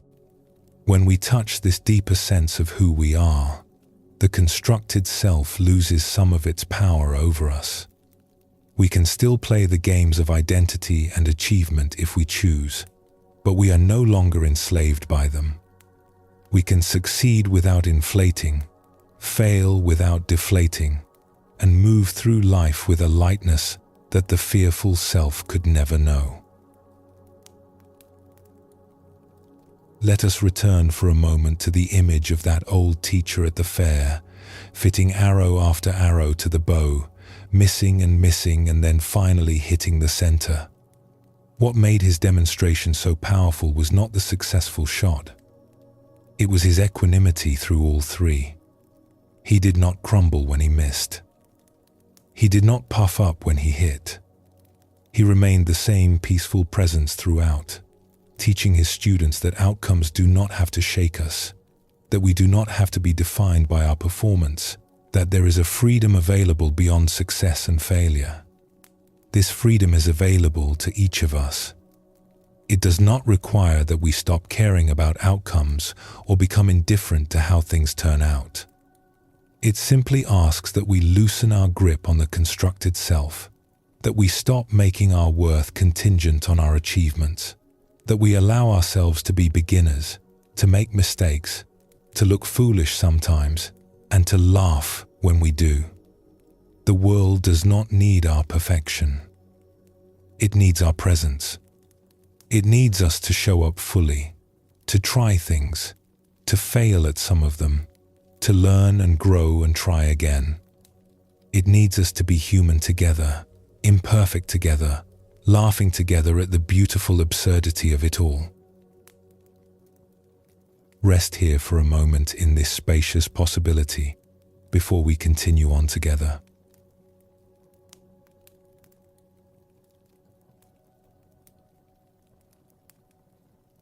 We have been exploring the constructed self and how our fear of failure and embarrassment keeps us trapped in narrow patterns of safety. We have seen that when we hold ourselves lightly, when we can laugh at our mistakes and embrace our imperfections, a great freedom becomes available. Now let us go deeper still. Let us explore what happens when we are thrown into situations that seem impossible, when we face our fears not gradually but all at once, when life or circumstance or a wise teacher pushes us directly into the heart of what terrifies us most. There is a kind of learning that can only happen in the crucible. When we are comfortable, we may understand a teaching intellectually, but it does not transform us. It is only when we are tested, when we must apply what we have learned under pressure, that the teaching moves from our heads to our hearts and becomes truly ours. The great teachers of many traditions understood this. They did not always shelter their students from difficulty. Sometimes they deliberately created challenges, even ordeals, knowing that certain lessons can only be learned by going through the fire. Let us explore some stories of such learning. There is a story told about a young monk who had traveled far from his homeland to train in the ancient traditions of meditation and wisdom. He had been a monk for only a few years, still learning the language of his new country, still finding his way in a culture very different from his own. His teacher was a renowned master, known throughout the land for the depth of his understanding and the skillfulness of his instruction. Hundreds of monks trained under his guidance, and thousands of lay people came to hear his teachings on holy days and festivals. One such festival arrived, one of the most important of the year. It was a night of ceremony and celebration, when people from all the surrounding villages would gather at the monastery to offer candles and flowers, to chant the ancient verses, and to hear the Dharma, the teachings of truth. On this particular night, the great hall of the monastery was filled to overflowing. Thousands of people sat in orderly rows, their faces illuminated by the soft glow of countless candles. The air was thick with the scent of incense and flowers. There was a feeling of reverence, of expectation, of something sacred about to unfold. Outside, the night was dark and still. Inside, the hall felt like a world unto itself, a vessel of warm light floating in the vast darkness. The flames of the candles flickered gently, casting dancing shadows on the walls and ceiling. The murmur of voices gradually subsided as the time for teaching approached. A hush fell over the assembly. The young monk sat among his brothers, grateful to be part of such a beautiful occasion. He looked forward to hearing his teacher speak. The master's talks were always profound, always surprising, always exactly what was needed.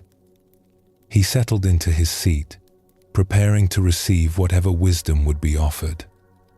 But his teacher had other plans.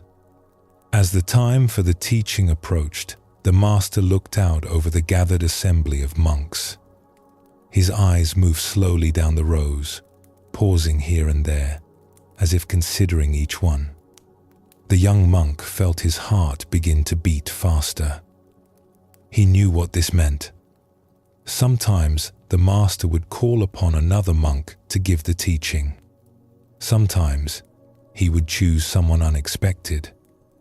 The master's gaze passed by the most senior monks, the ones who had been training for decades, who spoke the language flawlessly, who could give eloquent talks on the subtlest points of doctrine.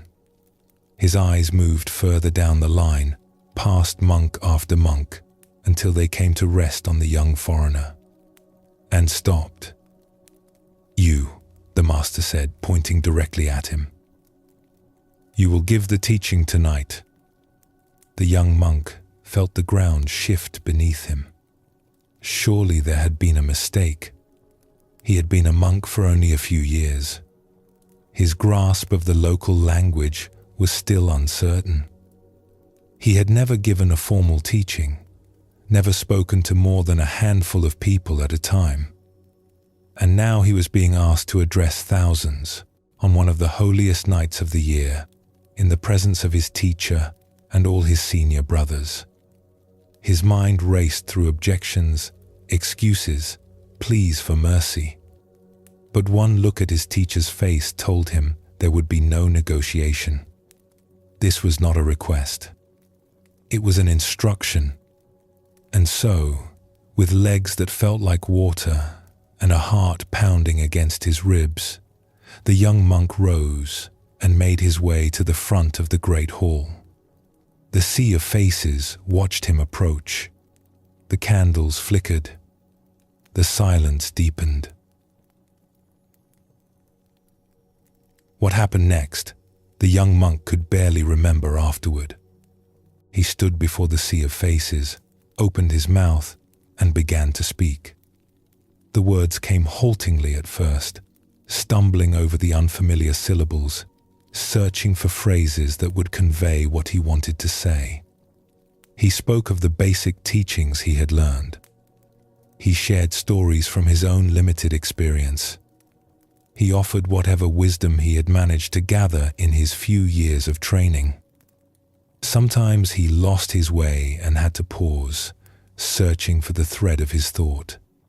Sometimes he mispronounced words and had to correct himself. Sometimes he simply stood in silence, not knowing what to say next. It was not a polished performance. It was not eloquent or impressive. By any conventional measure, it was probably not a very good talk at all. But he kept going. Minute after minute, he kept speaking. And somewhere in the midst of his struggle, something began to shift. The desperate grip of fear began to loosen. The frantic need to impress, to succeed, to not embarrass himself, began to release its hold. He was still afraid, but he was no longer controlled by his fear. He was doing the thing he feared most, and he was surviving. He was making mistakes in front of thousands of people, and the world was not ending. He was being seen as imperfect, as struggling, as very much a beginner, and somehow it was all right. When he finally finished and returned to his seat, he felt something he had not expected. Not shame or relief, though those were present too.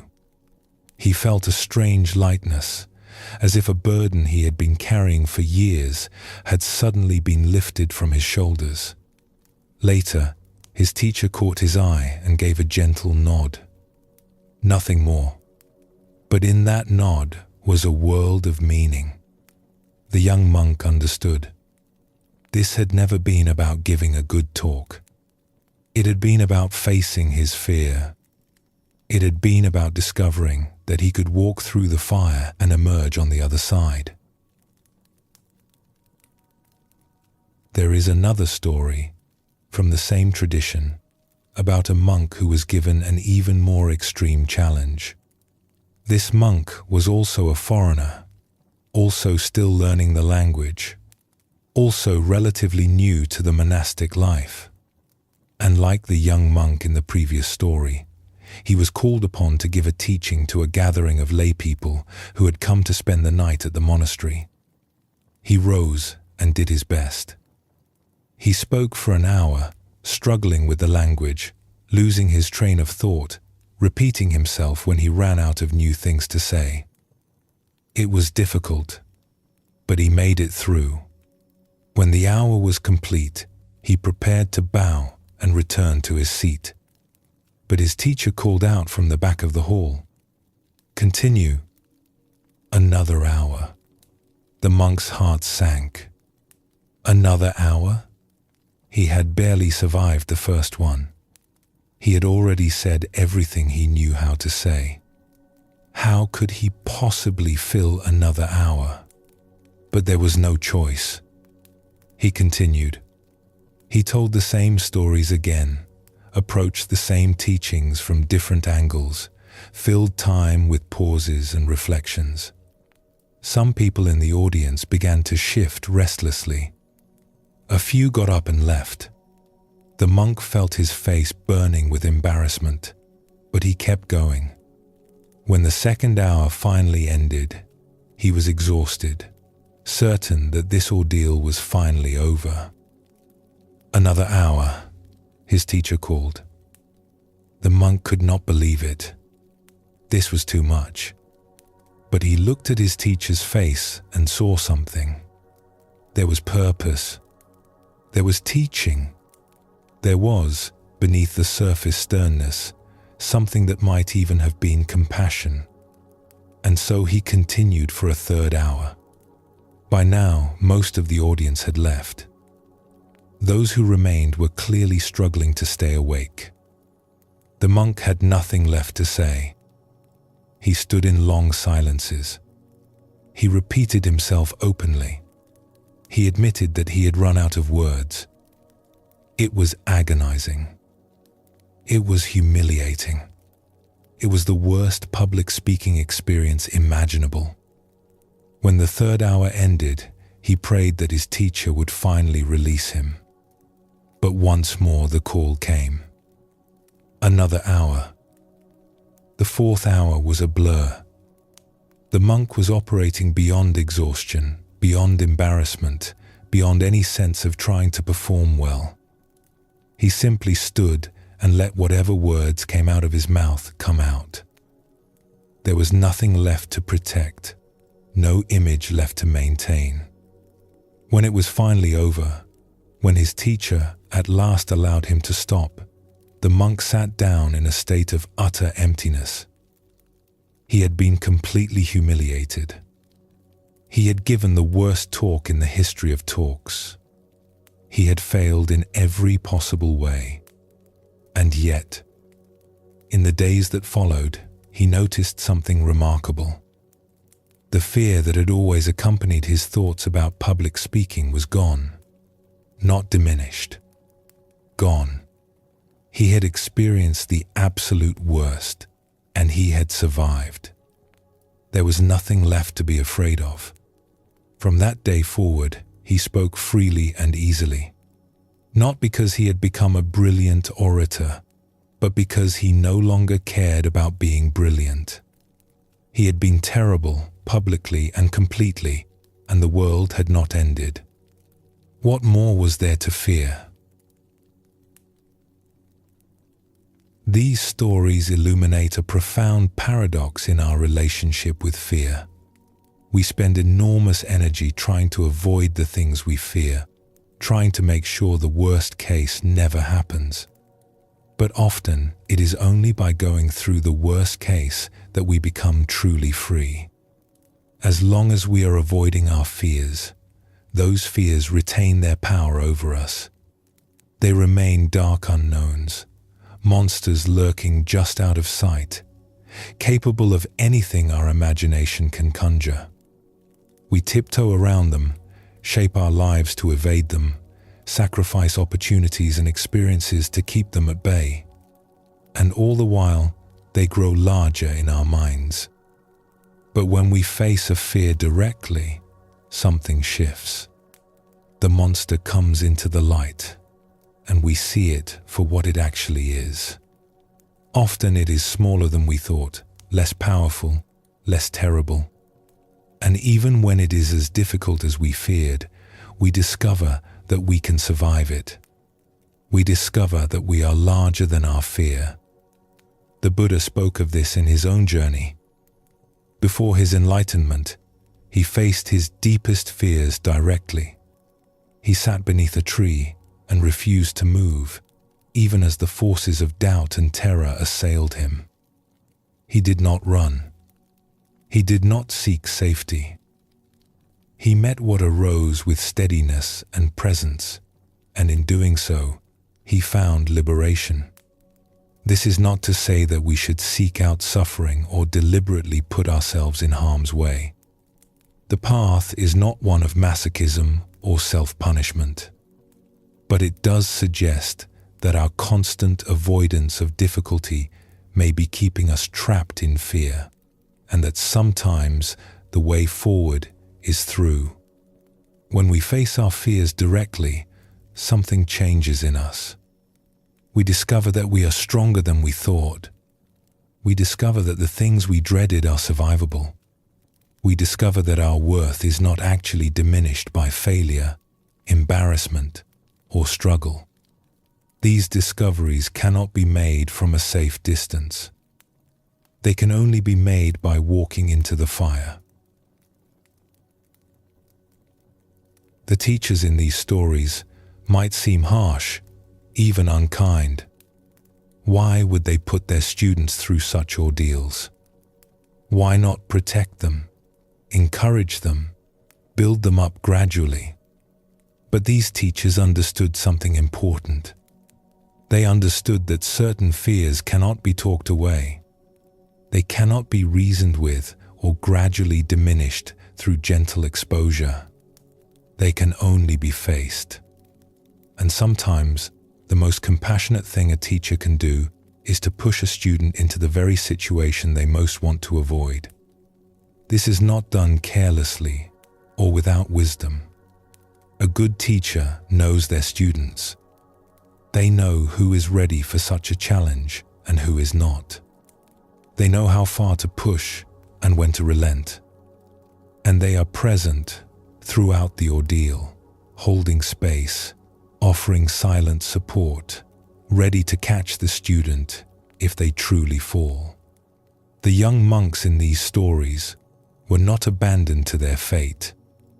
Their teachers were watching, aware of what was happening, available if truly needed.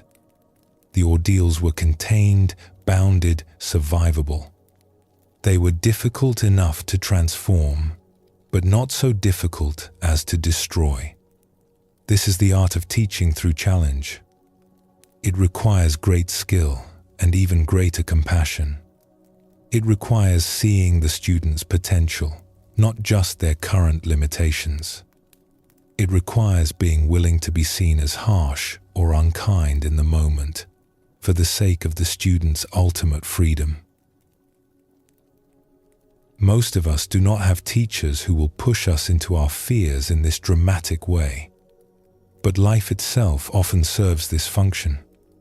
Life has a way of presenting us with exactly the challenges we most need, whether we want them or not. The person who fears abandonment finds themselves abandoned. The person who fears failure finds themselves failing. The person who fears being seen finds themselves suddenly visible. Life seems to have an uncanny ability to locate our fears and place us directly in front of them. This can feel unfair, even cruel. Why should we have to face the very things we most dread?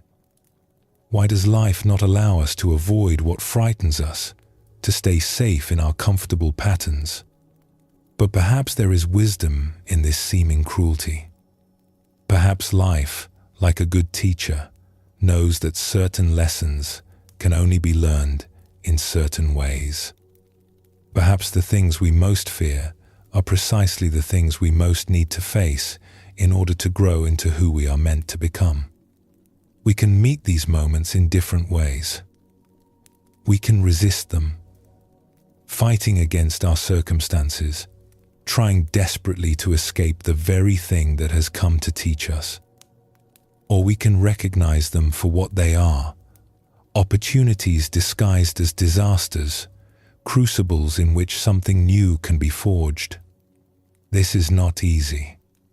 When we are in the midst of facing our fears, it does not feel like an opportunity. It feels like catastrophe. It feels like everything is going wrong. It feels like we are being punished or persecuted by a hostile universe. But if we can hold steady, if we can stay present with what is happening without running away, we may discover the same thing those young monks discovered. We may find that we are more resilient than we knew. We may find that the worst case, when it actually arrives, is not as terrible as we imagined. We may find a freedom on the other side that we could never have found any other way. One of the most liberating experiences in life is the experience of having nothing to lose. When everything we were protecting has already been lost, when the worst has already happened, when there is no image left to maintain and no reputation left to protect, a strange lightness descends. This is what the monk discovered after his 4 hours of failure. He had lost everything. His reputation as a competent speaker, his image as someone who had something worthwhile to say, his pride, his dignity, his sense of being able to perform adequately in public. All of it gone. And in that loss, he found freedom. There was nothing left to fear because there was nothing left to lose. He could speak or not speak, succeed or fail, impress or disappoint, and none of it mattered anymore. The stakes had been removed. The pressure had dissolved. He was free to simply be himself, whatever that turned out to look like. Many of the great spiritual teachers speak of this experience.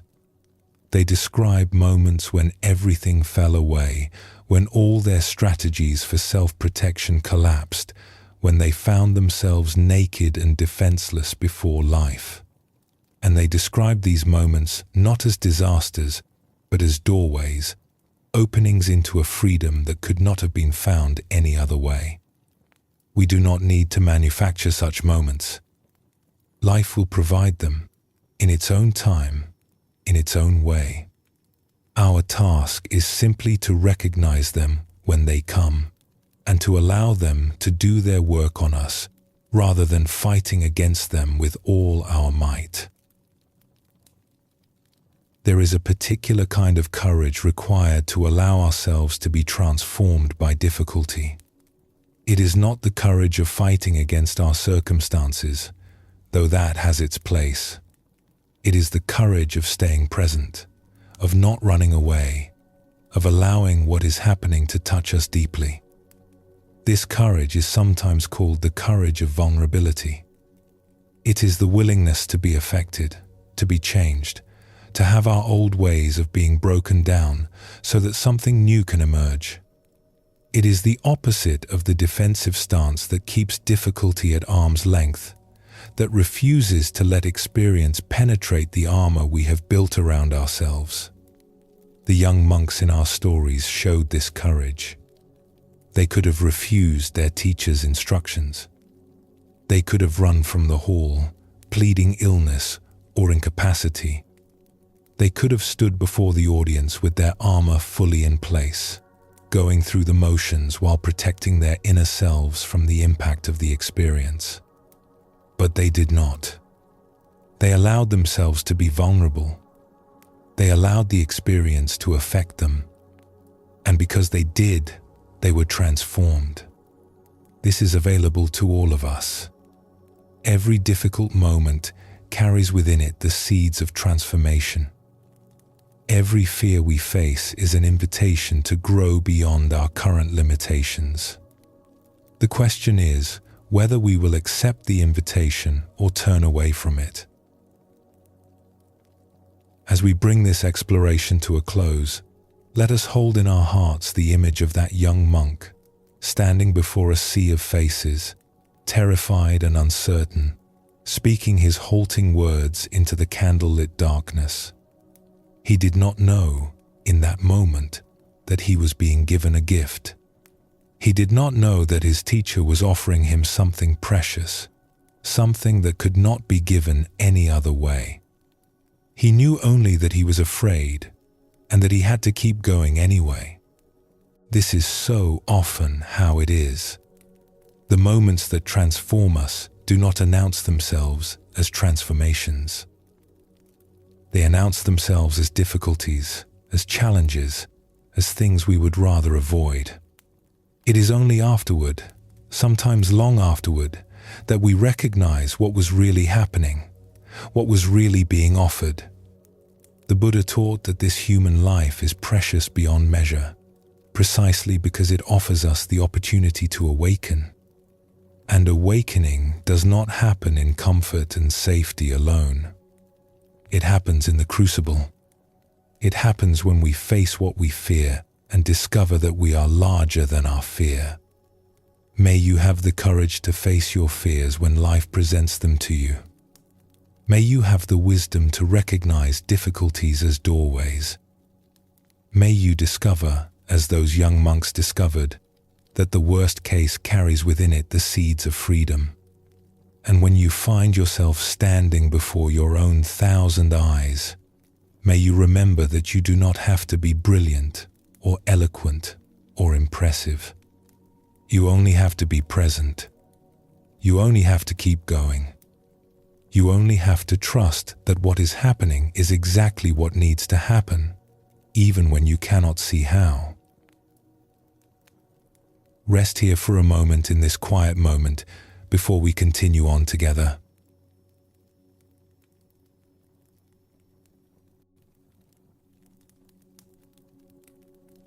We have been exploring what happens when we face our fears directly, when we walk through the fire and discover that we can survive what we thought would destroy us.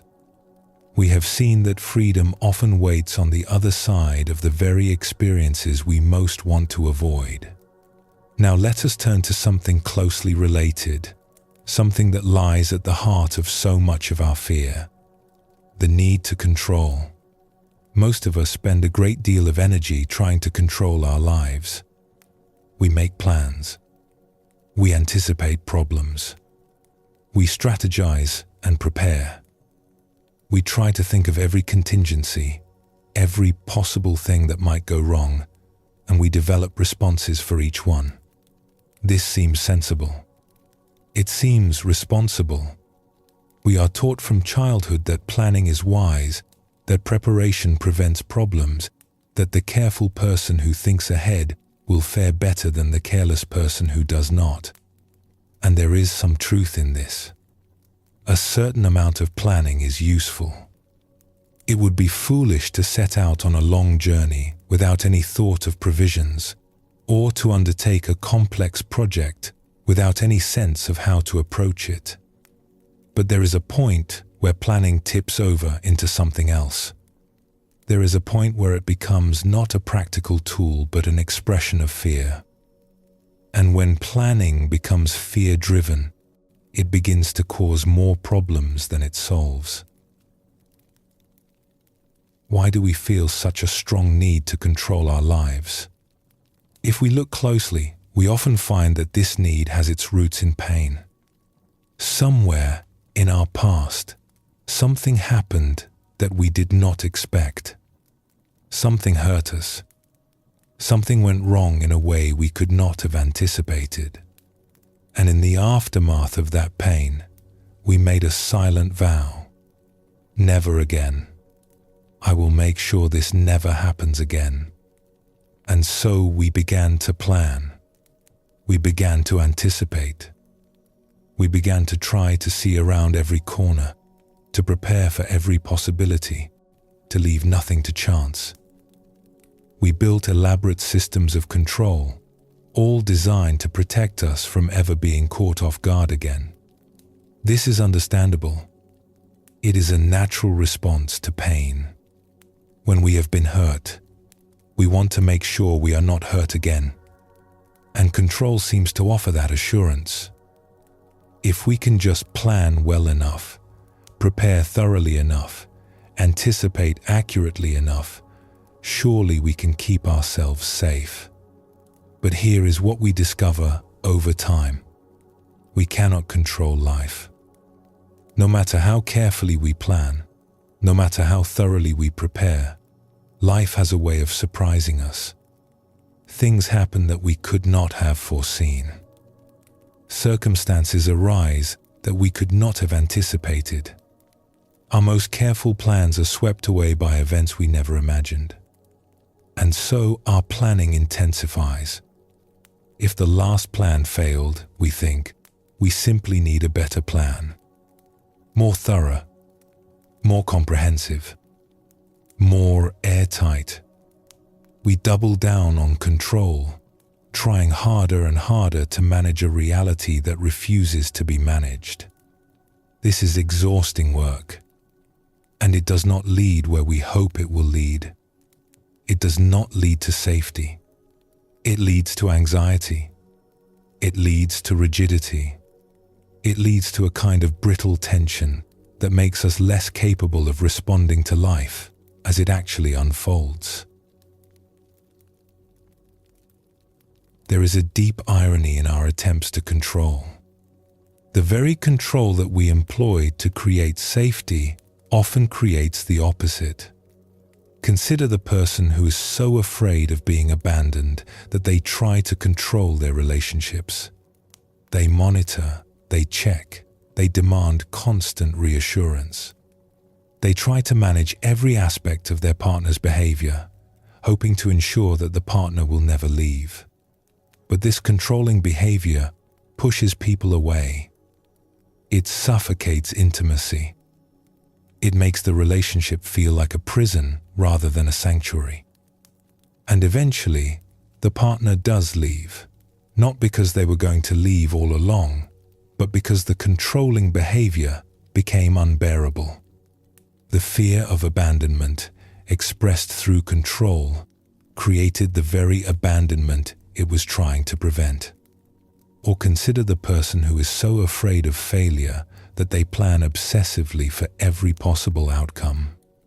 They cannot make a decision without analyzing it from every angle. They cannot take action without being certain of the result. They try to eliminate all risk, all uncertainty, all possibility of things going wrong. But this obsessive planning paralyzes them. While they are busy planning, others are acting. While they are waiting for certainty, opportunities pass them by. And eventually, they fail. Not because they were incapable, but because their fear of failure prevented them from ever truly trying. The fear of failure, expressed through excessive control, created the very failure it was trying to prevent. This pattern appears again and again. The control that arises from fear tends to create what it fears. It is a kind of self-fulfilling prophecy, a trap that tightens the more we struggle against it. There is a story about a person who was overseeing the building of a community gathering place. Many decisions needed to be made. What materials to use? What colors to paint the walls? How to arrange the rooms? Countless details, each of which someone had an opinion about.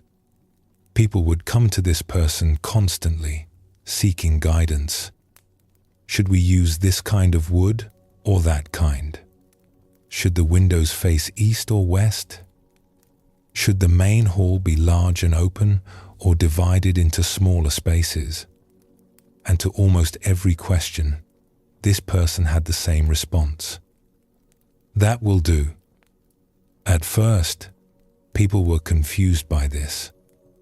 They expected careful deliberation, strong opinions, detailed analysis of every option. They expected the person in charge to control every aspect of the project, to ensure that everything was exactly right. But that will do was all they got.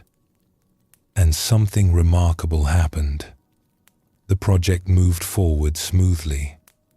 Decisions that might have taken days of agonizing were made in moments. People stopped worrying so much about getting everything perfect and started simply doing what needed to be done.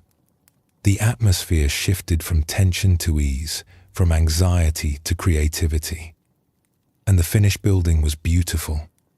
Not because every detail had been obsessively controlled, but because the people working on it had been free to bring their own gifts, their own ideas, their own creativity to the task. The space that had been created by releasing control was filled by something better than control could have produced. That will do turned out to be a profound teaching in disguise. It was not carelessness or indifference. It was trust. Trust that things would work out. Trust that the people involved were capable. Trust that perfection was not necessary and that good enough was, in fact, good enough. We live in a time of unprecedented choice. Our ancestors faced a small number of options in most areas of life. What to eat was determined by what was available. What to wear was determined by what could be made. What to do for work was often determined by family tradition. But we face hundreds, sometimes thousands of choices in even the smallest matters. What to eat requires navigating endless options, cuisines, ingredients, preparations. What to wear requires selecting from vast arrays of styles, colors, fabrics. Even something as simple as choosing a color for a wall can involve studying charts with hundreds of shades, each subtly different from the next. This abundance of choice seems like a gift, but it carries a hidden burden. Each choice becomes an opportunity for fear. What if I choose wrong? What if there was a better option? What if this decision leads to regret? And so we agonize. We research. We compare. We seek opinions. We delay and deliberate, trying to be sure, trying to make the perfect choice. And often, we end up exhausted and dissatisfied, not because we chose poorly, but because the process of choosing drained all the joy out of whatever we chose. There is an old teaching that suggests much of this agonizing is unnecessary. The teaching is simple. There is no wrong choice. This seems impossible at first. Surely some choices are better than others. Surely some decisions lead to good outcomes and others to bad ones. How can there be no wrong choice? But consider this. Whatever choice you make, you will bring yourself to it. You will bring your creativity, your resilience, your capacity to adapt and grow. You will work with what you have chosen. You will learn from it, adjust to it, make something of it. The person who chooses one path and walks it wholeheartedly will often fare better than the person who chooses the perfect path but walks it half-heartedly, always wondering about the roads not taken. The choice matters less than what we bring to the choice, and so the agonizing is revealed as unnecessary. Choose, and then bring your full self to what you have chosen. That is enough. That will do. If we release our grip on planning and control, what do we put in their place? How do we face an uncertain future, if not by trying to anticipate and prepare for every possibility? There is a teaching that offers a surprisingly simple answer. The only preparation you truly need is to prepare your heart. Specifically, this means cultivating kindness. If you walk into any situation with a heart full of kindness, you are prepared for whatever that situation might bring. You do not need to know in advance what will happen. You do not need a plan for every contingency. You simply need to be kind. Think about this for a moment. When we try to plan for the future, we are essentially trying to figure out what to do in situations that have not yet arisen. But we cannot know what those situations will be. We cannot know what will be needed. Our plans, however elaborate, will always be incomplete. But kindness is always appropriate. Whatever happens, kindness is a fitting response. If someone is suffering, kindness meets them where they are. If someone is joyful, kindness celebrates with them. If there is conflict, kindness seeks resolution. If there is confusion, kindness offers patience. Kindness is not a single strategy, but a way of being that generates appropriate responses to whatever arises. It is flexible where plans are rigid. It adapts where preparations fall short. It draws on a deeper wisdom than the calculating mind can access. The Buddha spoke of kindness as one of the divine abodes, one of the highest states of mind available to human beings. When we dwell in kindness, we dwell in safety. Not the false safety of control, which is always being threatened by circumstances beyond our control, but the true safety of a heart that is at home in any situation, ready to meet whatever comes with an open and generous spirit. Alongside kindness, there is another quality that serves us better than planning. That quality is presence. When we are truly present, we are fully available to this moment. We are not lost in thoughts about the future, worrying about what might happen, planning our responses to imaginary scenarios. We are here, now, attentive to what is actually occurring. And from this place of presence, we can respond appropriately to whatever arises. We do not need to have figured it out in advance. We simply need to be awake and attentive, and the right response will emerge from that wakefulness. This is how skilled musicians improvise. They do not plan every note in advance. They are present to the music as it unfolds, listening deeply, responding in the moment. And from that presence, beautiful music emerges, music that could never have been planned because it is born from the living moment itself. This is how wise people move through life. They are not rigid adherents to predetermined plans.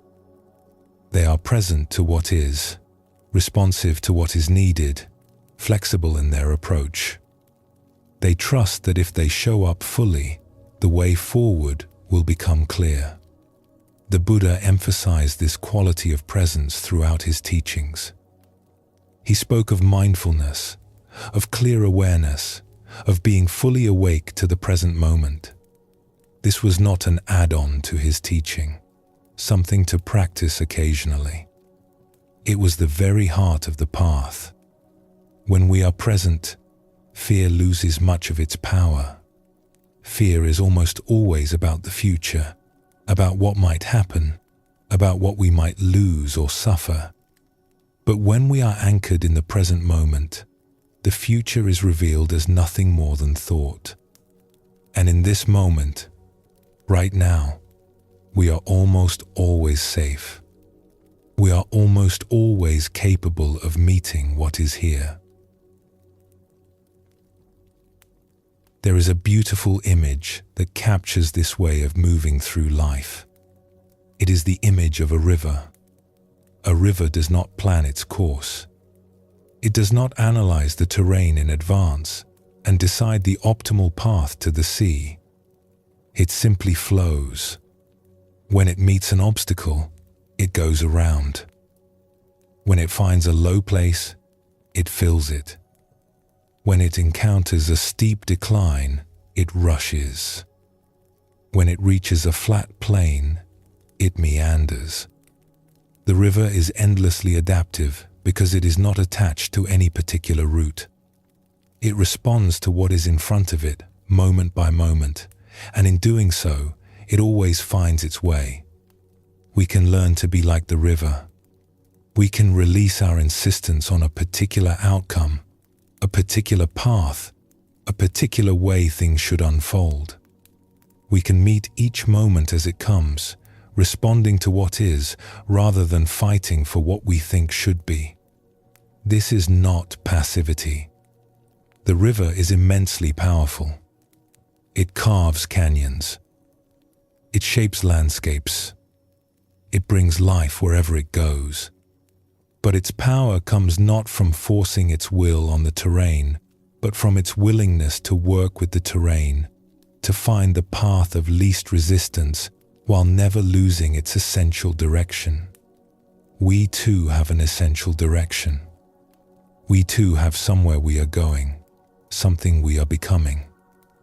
But we do not need to force our way there. We can trust the flow.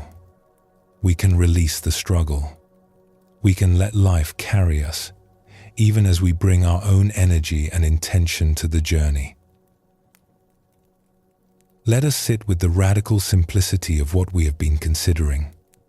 What if we do not need all those plans? What if the elaborate strategies and contingencies we construct are not helping us, but exhausting us? What if there is a simpler way? The teaching is this: prepare your heart, not your defenses. Cultivate kindness and presence, not plans and controls. Show up fully to each moment, and trust that the moment will show you what is needed. This does not mean we become careless or irresponsible. We still look before crossing the street. We still show up on time for our commitments. We still take reasonable care of our health, our relationships, our resources. But we release the anxious need to control what cannot be controlled. We stop trying to manage every variable. We accept that life is uncertain and always will be, and we find our safety not in certainty, but in our own capacity to respond to whatever comes. That will do becomes our mantra, not as an expression of giving up, but as an expression of trust. Trust that we are capable. Trust that the universe is not hostile. Trust that good enough is good enough, and that perfection is neither possible nor necessary. The Buddha taught that clinging is the root of suffering, and there is perhaps no clinging more pervasive than our clinging to control. When we can release this clinging, when we can open our hands and let life be what it is, a great peace becomes available.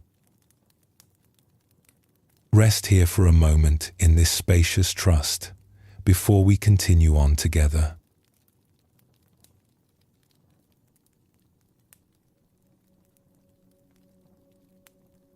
We have been exploring the freedom that comes from releasing our grip on control, from trusting the flow of life rather than fighting to manage every detail. We have seen that kindness and presence serve us better than the most elaborate plans. Now, let us go further still. Let us explore what it means to meet even the most difficult circumstances with equanimity, with acceptance, perhaps even with a kind of lightness that seems impossible when we are caught in the grip of fear. This is delicate territory. We are not speaking here of denial or avoidance, not suggesting that we pretend difficulties are not difficult or that losses do not hurt. Pain is real. Grief is real. The challenges of human life are real. To suggest otherwise would be both unkind and untrue. But there is something beyond our initial reactions to difficulty. There is a place we can reach with practice and understanding, where even the hardest things can be held with a kind of spacious peace. This is not the same as not feeling. It is feeling fully while also resting in something larger than our feelings. The Buddha taught that suffering comes not from what happens to us, but from our resistance to what happens. When we cling to how things should be, we suffer when they are otherwise. When we insist that life conform to our preferences, we suffer when it does not. But when we can open to what is, when we can say yes to life as it actually unfolds, something shifts. The suffering loosens its grip, and in its place, something unexpected can arise. Sometimes that something is peace. Sometimes it is wisdom. And sometimes, remarkably, it is laughter. There is a story told about an elderly teacher, a monk who had spent decades guiding students on the path of awakening. He was known throughout his community for his warmth, his wisdom, and his ability to help others find peace in difficult circumstances.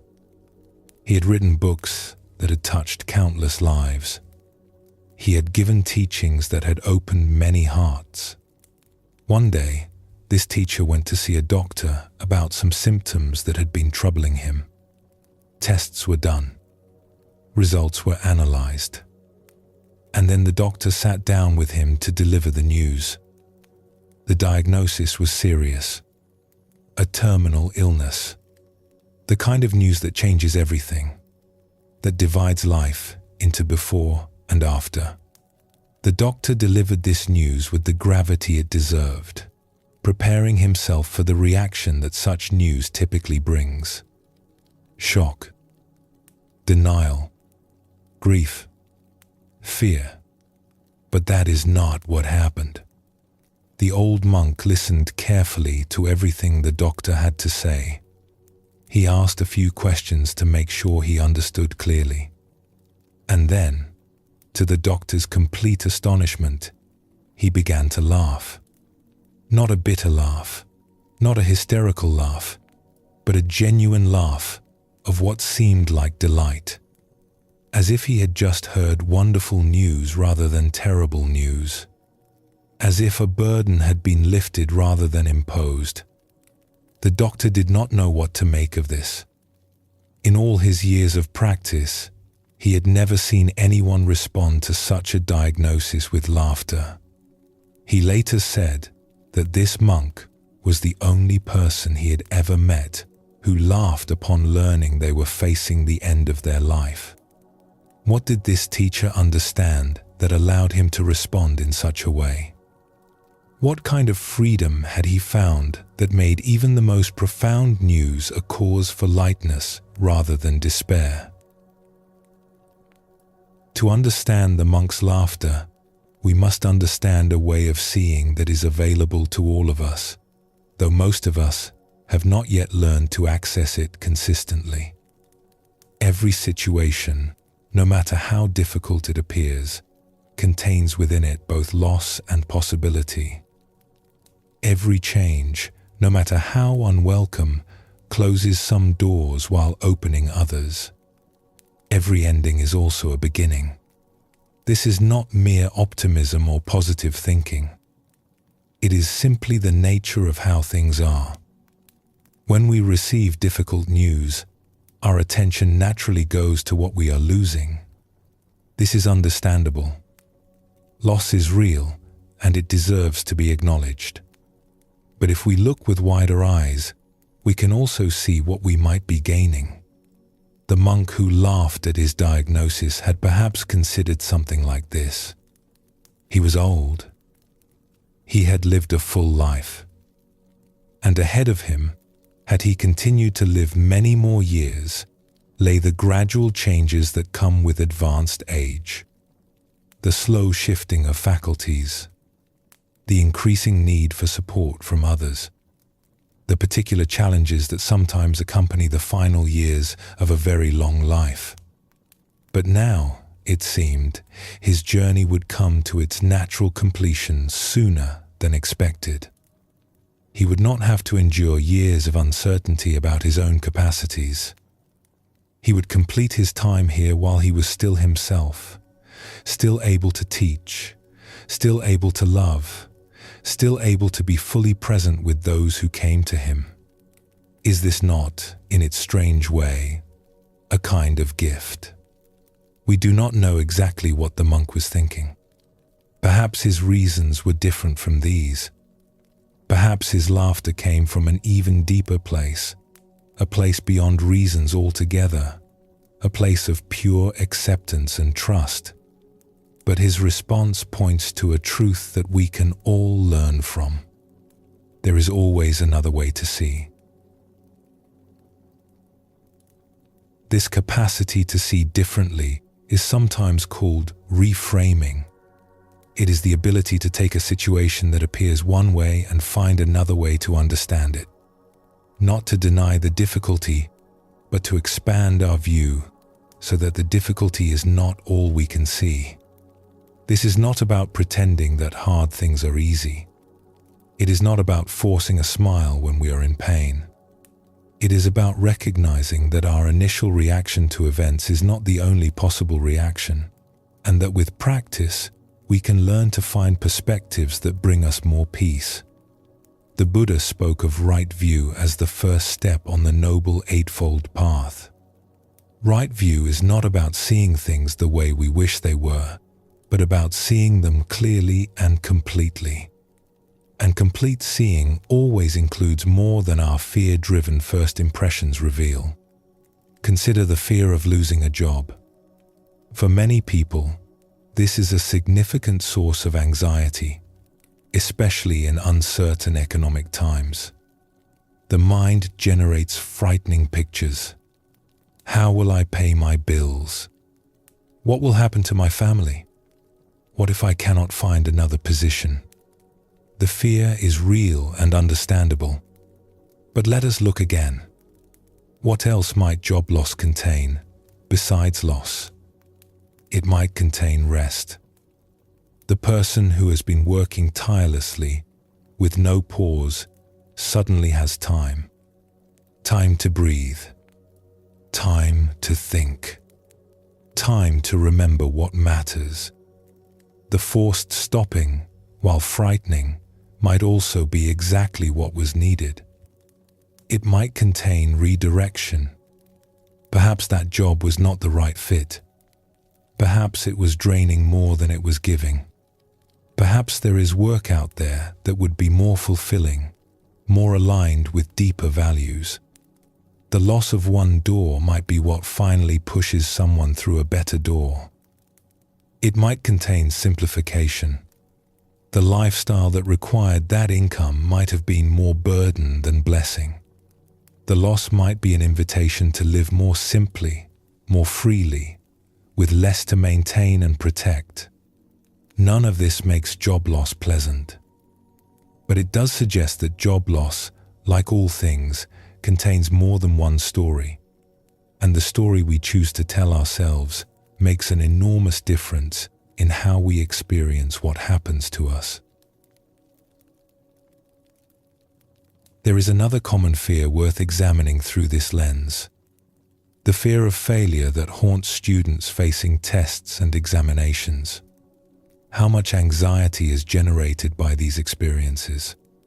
How many sleepless nights? How many worried hours? How much suffering is caused by the fear of not performing well enough? The stakes feel so high. The consequences of failure seem so dire. But let us look again. What happens if you pass your examination? You advance to the next level. You face new challenges, new tests, new opportunities to fail. The pressure continues. The demands increase. You have earned the right to keep struggling. And what happens if you do not pass? Perhaps you take the test again, better prepared this time. Perhaps you find a different path, one that does not require this particular credential. Perhaps you discover that the thing you were pursuing was not what you really wanted after all, and the experience frees you to seek something better. Passing and not passing are not as different as they appear from the inside of our fear. Both lead somewhere. Both open certain doors and close others. Both are workable. Both contain possibilities. When we can see this clearly, the terror of failure begins to loosen. We still do our best, still prepare, still care about outcomes. But we are not crushed by the fear of things going differently than we hoped, because we understand that different can also lead somewhere good. Here is another example of how this reframing can work. Imagine someone who has planned a journey to a distant land. They have been looking forward to this trip for months. But just before they are to depart, news arrives of some uncertainty in the region. Perhaps there is an illness spreading. Perhaps there is unrest. Perhaps there is simply unpredictable weather. Friends and family urge caution. Perhaps you should not go. What if something happens? The fear is contagious, and the traveler begins to waver. But let us look at this with wider eyes. What if they go and encounter difficulty? Perhaps they become unwell and must rest for a time. But resting in a foreign land, cared for by kind strangers, might be its own kind of adventure. They might meet people they would never have met otherwise. They might discover reserves of resilience they did not know they had. They might have a story to tell for the rest of their lives. And what if they go and everything is fine? Then they have had their journey, their adventure, their expansion of horizons. They have refused to let fear dictate their choices. They have lived fully instead of cautiously. Either way, something valuable is gained. The only thing lost by going is the illusion of safety that comes from staying home. And that safety is always an illusion anyway, for difficulty can find us anywhere, and no place is truly secure. The traveler who understands this can make their choice freely, without the weight of fear distorting their judgment. They can go or stay based on what they actually want, rather than on what fear tells them they should do.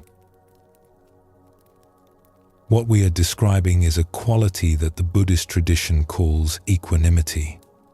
It is one of the 4 divine abodes, along with loving kindness, compassion, and sympathetic joy.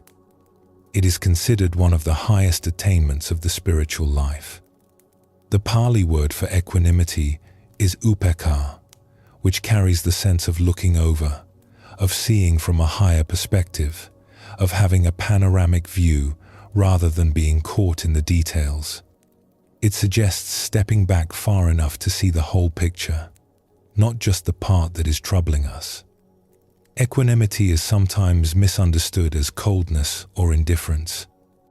But true equanimity is neither of these. It is a warm and open acceptance of things as they are.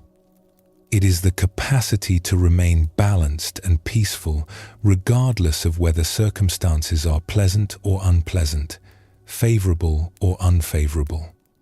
The person with equanimity still feels. They still experience joy and sorrow, pleasure and pain.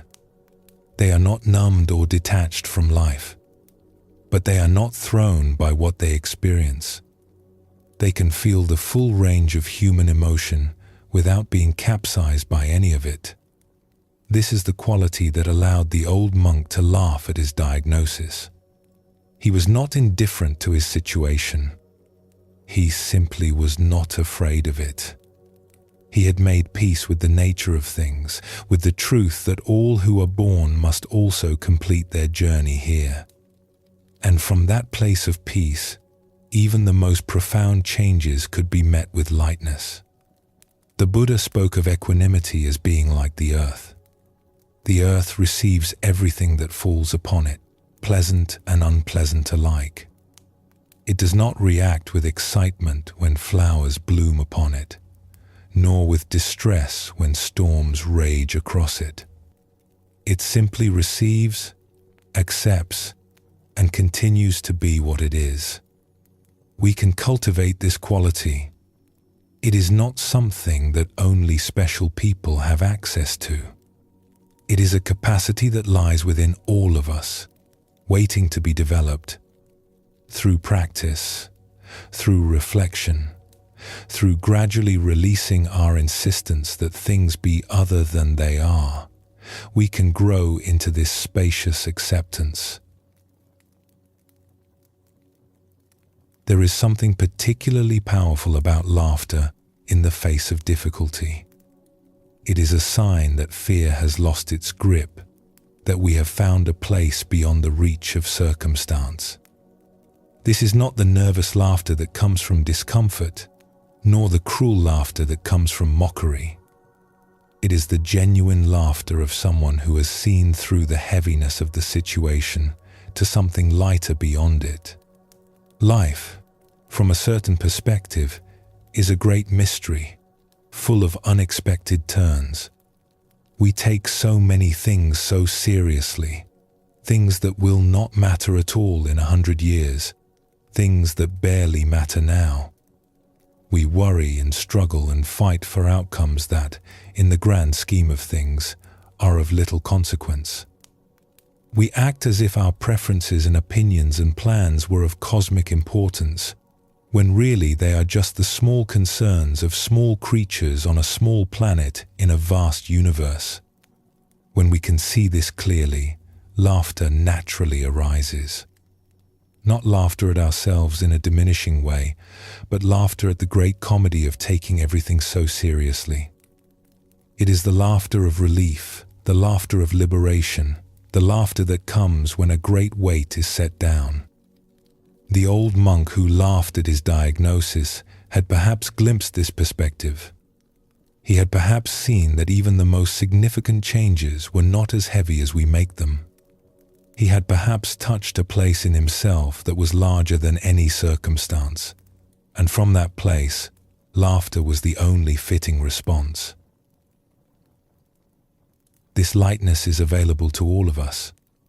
We do not have to wait until we are old and wise to access it. We can begin to cultivate it now, in the small difficulties of daily life, so that it will be available to us when larger difficulties arrive. The next time something goes differently than you hoped, pause before reacting. Ask yourself, what else might this contain? What possibility hides within this apparent problem? What door might be opening as this door closes? This is not about forcing yourself to feel positive when you feel something else. It is simply about looking more widely, seeing more completely, recognizing that your first reaction is not the only possible reaction. And when you can find that wider view, notice how it feels in your body. Notice how something releases, how the breath deepens, how something softens in the chest. This is the physical signature of equanimity, the felt sense of being at peace with what is.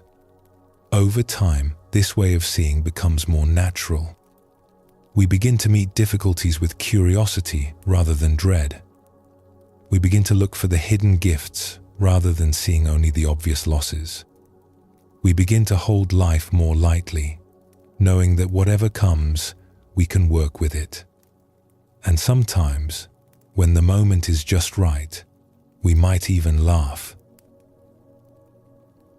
Let us hold in our hearts the image of that old teacher, sitting in the doctor's office, receiving news that would have devastated most people.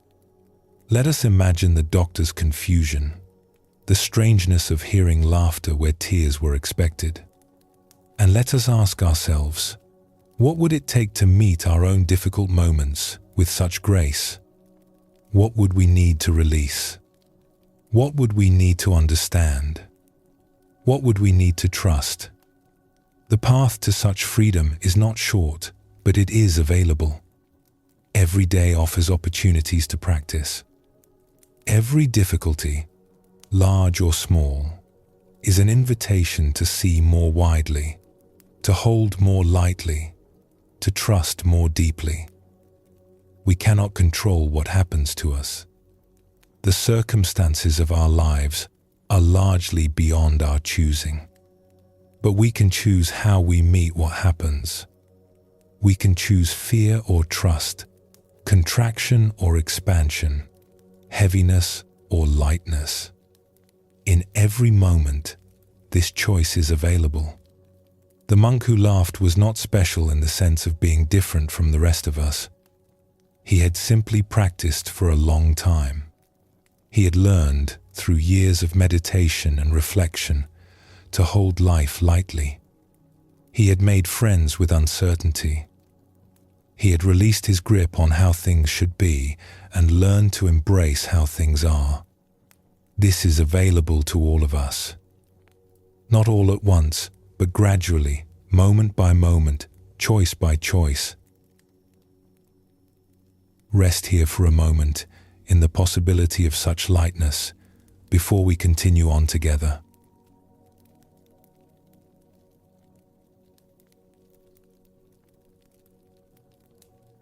We have traveled far together on this journey through fear and freedom. We have explored how fear operates in our bodies and our relationships.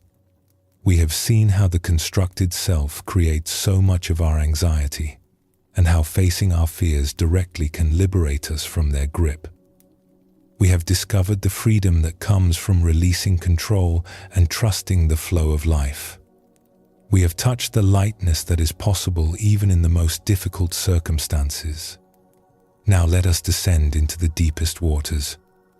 Let us explore what happens when we turn inward into the stillness of meditation and begin to release our grip on even the most fundamental things we think we are. This is delicate territory. The fears we encounter in meditation are different from the fears of daily life. They are subtler, more primal, closer to the root of our being. They do not announce themselves with racing hearts and sweating palms. They whisper from deeper places, from the very foundations of how we understand ourselves and our place in the world. And yet, these deep fears follow the same patterns we have been exploring all along.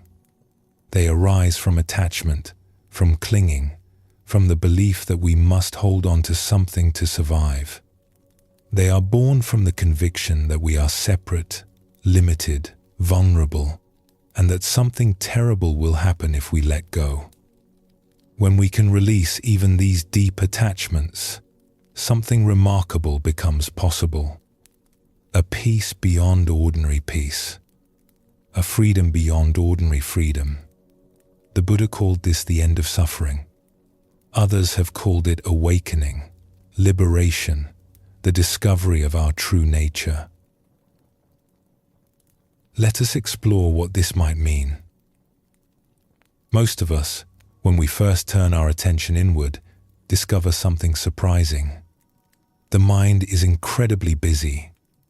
There is a constant stream of thoughts, images, memories, plans, worries, fantasies. It is like a radio that never stops playing, a voice that never stops talking, a river that never stops flowing. The Buddhist teachings sometimes call this the monkey mind, because it leaps from branch to branch, never resting, always grasping at the next thing. Others have called it the second mouth, the one inside our heads that is always talking even when our outer mouth is silent. This busyness is so constant that we often do not notice it. It is the background noise of our existence, so familiar that it seems like silence. It is only when we sit down to meditate, when we try to be still and quiet, that we realize how loud it actually is. And for many people, this discovery is frightening. We have become so identified with our thinking that we do not know who we would be without it.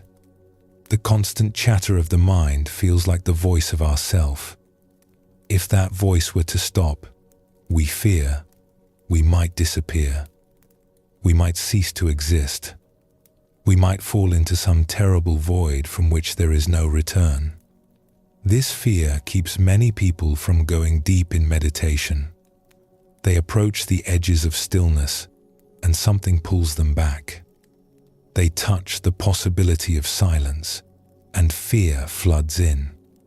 Better to stay with the familiar noise, the mind seems to say, than to risk the unknown quiet.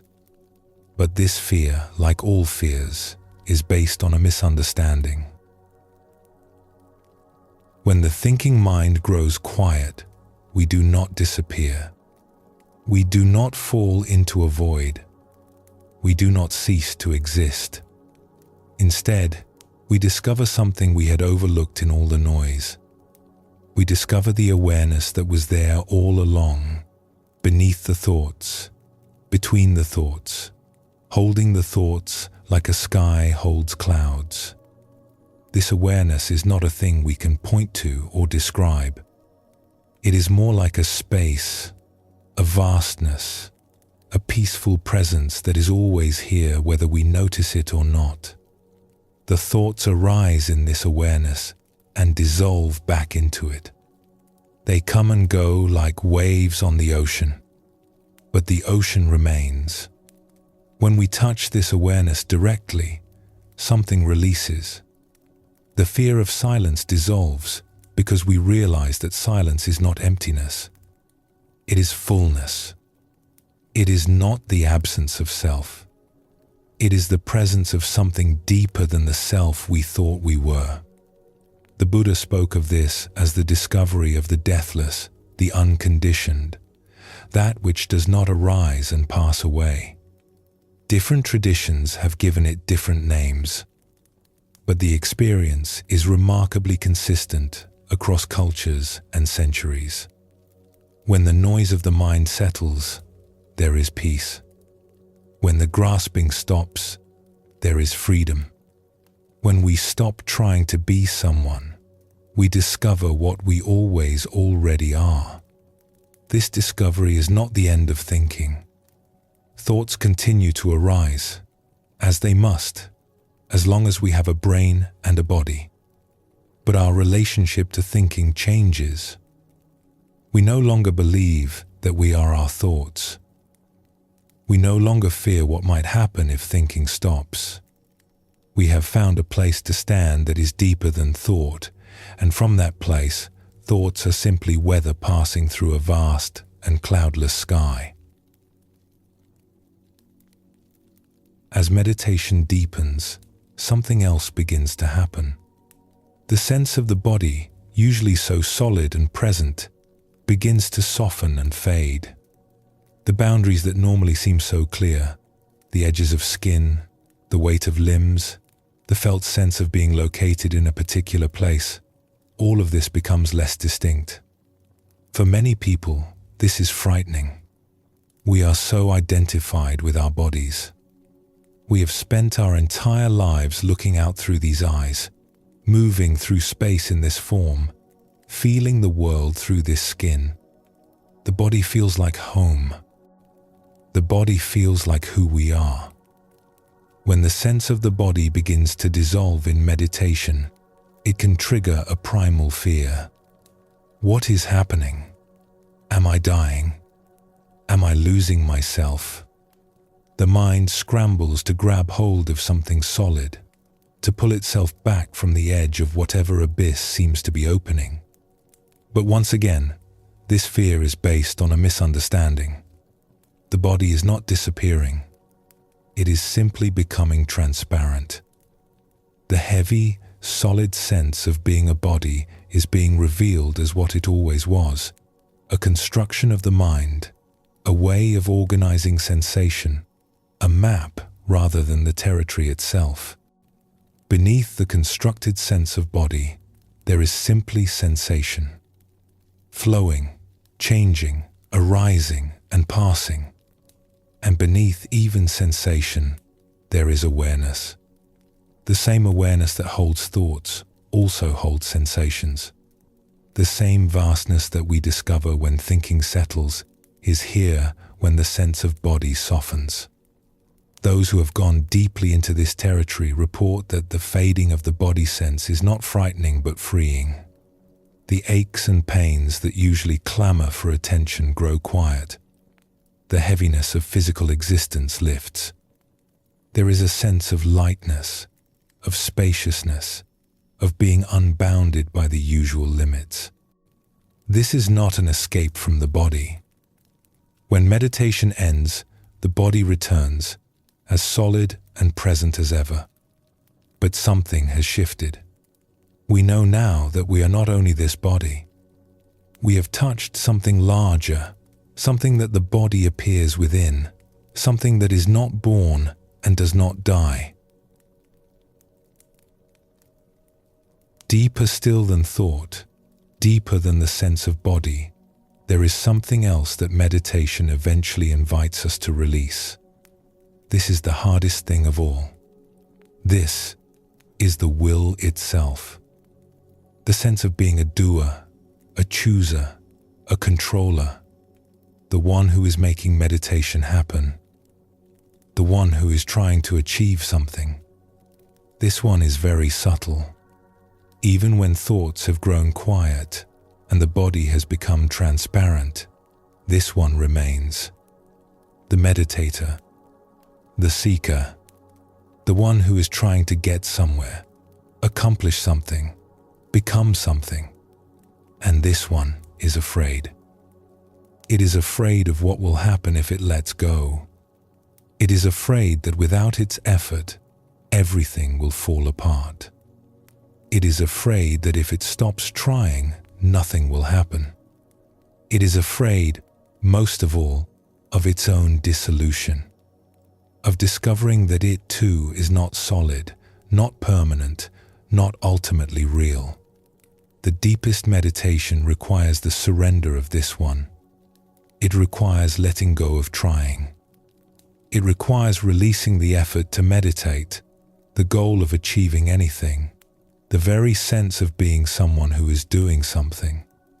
This is the leap that many practitioners approach but few take. It feels too risky. It feels like giving up. It feels like everything we have been taught not to do. Our whole lives, we have been told to try harder, work more, never give up. And now the path seems to require the exact opposite. But this surrender is not defeat. It is not passivity. It is not giving up in the ordinary sense. It is recognizing that the very effort to awaken is what is preventing awakening. It is seeing that the seeker is what obscures the sought. It is understanding that we cannot make freedom happen. We can only stop preventing it. When this surrender happens, even for a moment, something extraordinary can occur. The separate self that we have taken ourselves to be is revealed as a construction, a pattern of thought and sensation, a habit of mind. And what remains when that construction is not being actively maintained is peace beyond description, freedom beyond imagination, the end of fear. The Buddhist tradition speaks of states of deep meditation called jhanas. These are profound absorptions, states of consciousness quite different from our ordinary waking state. In the jhanas, the usual noise and agitation of the mind settle completely. There is deep stillness, profound peace, often accompanied by bliss and well-being. Different teachers describe the jhanas in different ways, and there are various maps of the territory. But what they share in common is a description of progressive letting go. Each jhana involves releasing something that was being held in the previous one. First gross thinking goes, then subtle thinking, then the pleasure of stillness itself. Then even equanimity becomes an object to be released. At the deepest levels, what remains is awareness itself, pure and empty, without content or coloring. This is sometimes called the sphere of infinite space, or the sphere of infinite consciousness, or the sphere of nothingness, or the sphere of neither perception nor non-perception.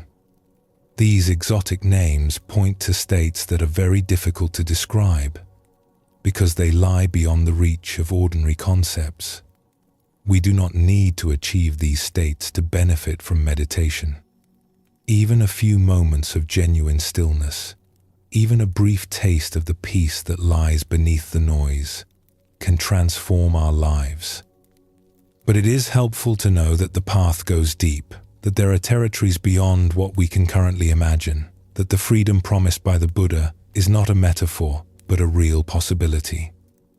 And at every level of this path, what is required is the same thing we have been exploring throughout this journey. Letting go, releasing the grip, trusting what happens when we stop controlling, not fighting, not forcing, not trying to make something happen, simply allowing, opening, surrendering. Now we can understand something important about the relationship between fear and attachment. The Buddha taught that attachment is the root of suffering. We cling to things, to experiences, to ideas about ourselves, and this clinging creates pain when the things we cling to change or disappear. And everything changes. Everything disappears.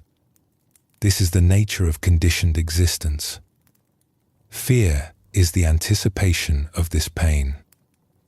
Fear arises when we sense, consciously or unconsciously, that something we are attached to is threatened.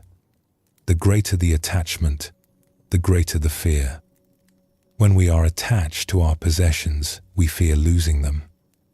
When we are attached to our relationships, we fear abandonment. When we are attached to our reputation, we fear embarrassment. When we are attached to our beliefs, we fear being wrong. When we are attached to our bodies, we fear illness and aging. When we are attached to our very existence, we fear the great transition that awaits us all. The path through fear is the path of releasing attachment.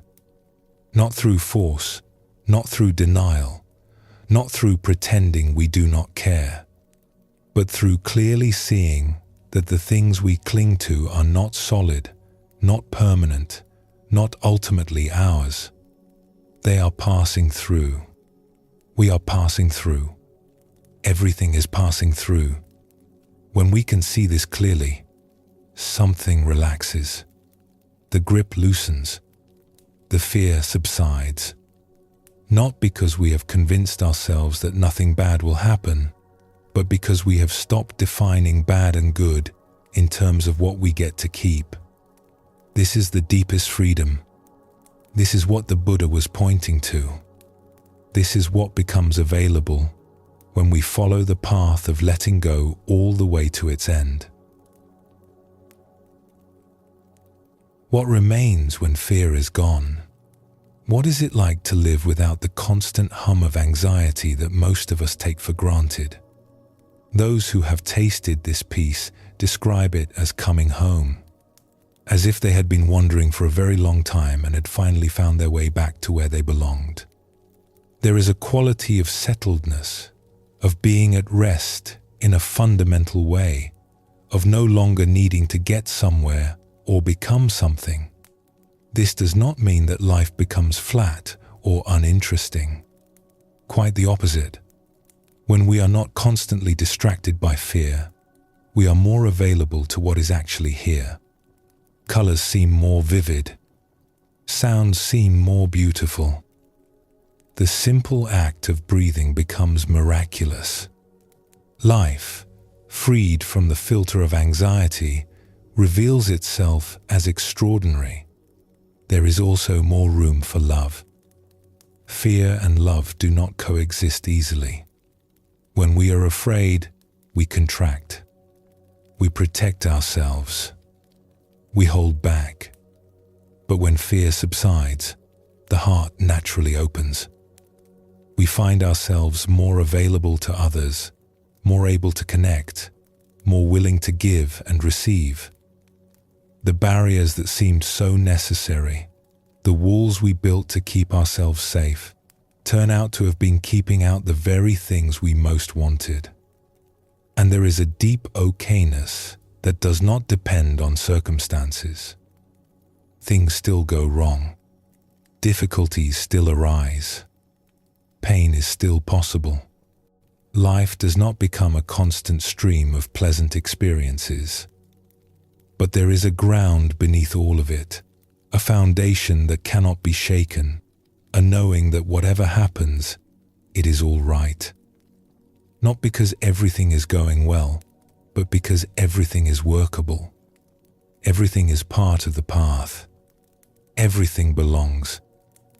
The Buddha spoke of this as the peace that passes understanding. It is not a peace that comes from having figured everything out or having solved all problems. It is a peace that is prior to problems and solutions, prior to understanding and confusion. It is the peace of being itself, discovered when we stop adding so much to the simple fact of being alive. This peace is not reserved for monks or advanced meditators or special people. It is available to anyone who is willing to walk the path of letting go. It is our birthright, our deepest nature, what remains when we stop adding so much to the simple fact of being alive. We do not have to wait until we are perfect to taste it. We do not have to achieve anything or become anyone. We simply have to stop, even for a moment. Stop running. Stop fighting. Stop trying to control. And notice what is here when we are not so busy pushing it away. In this moment, right now, the peace is available. The fear is optional. The contraction is habit, not necessity. We can soften. We can open. We can let go. This is the invitation that meditation offers. This is the invitation that this entire journey has been pointing toward. Not to become someone new, but to discover who we have always been beneath the noise and the fear. Not to achieve something extraordinary, but to recognize the extraordinary in what is already here. The Buddha once said that his teaching was simple: suffering and the end of suffering. Everything he taught was about this: how suffering arises through clinging and fear, how suffering ends through letting go and waking up. May you find your way to this letting go. May you discover the stillness that waits beneath the noise. May you taste the peace that is your deepest nature, the freedom that has never been absent, the love that has been there all along. Sleep well, and thank you for joining us here at Sleepy Monk.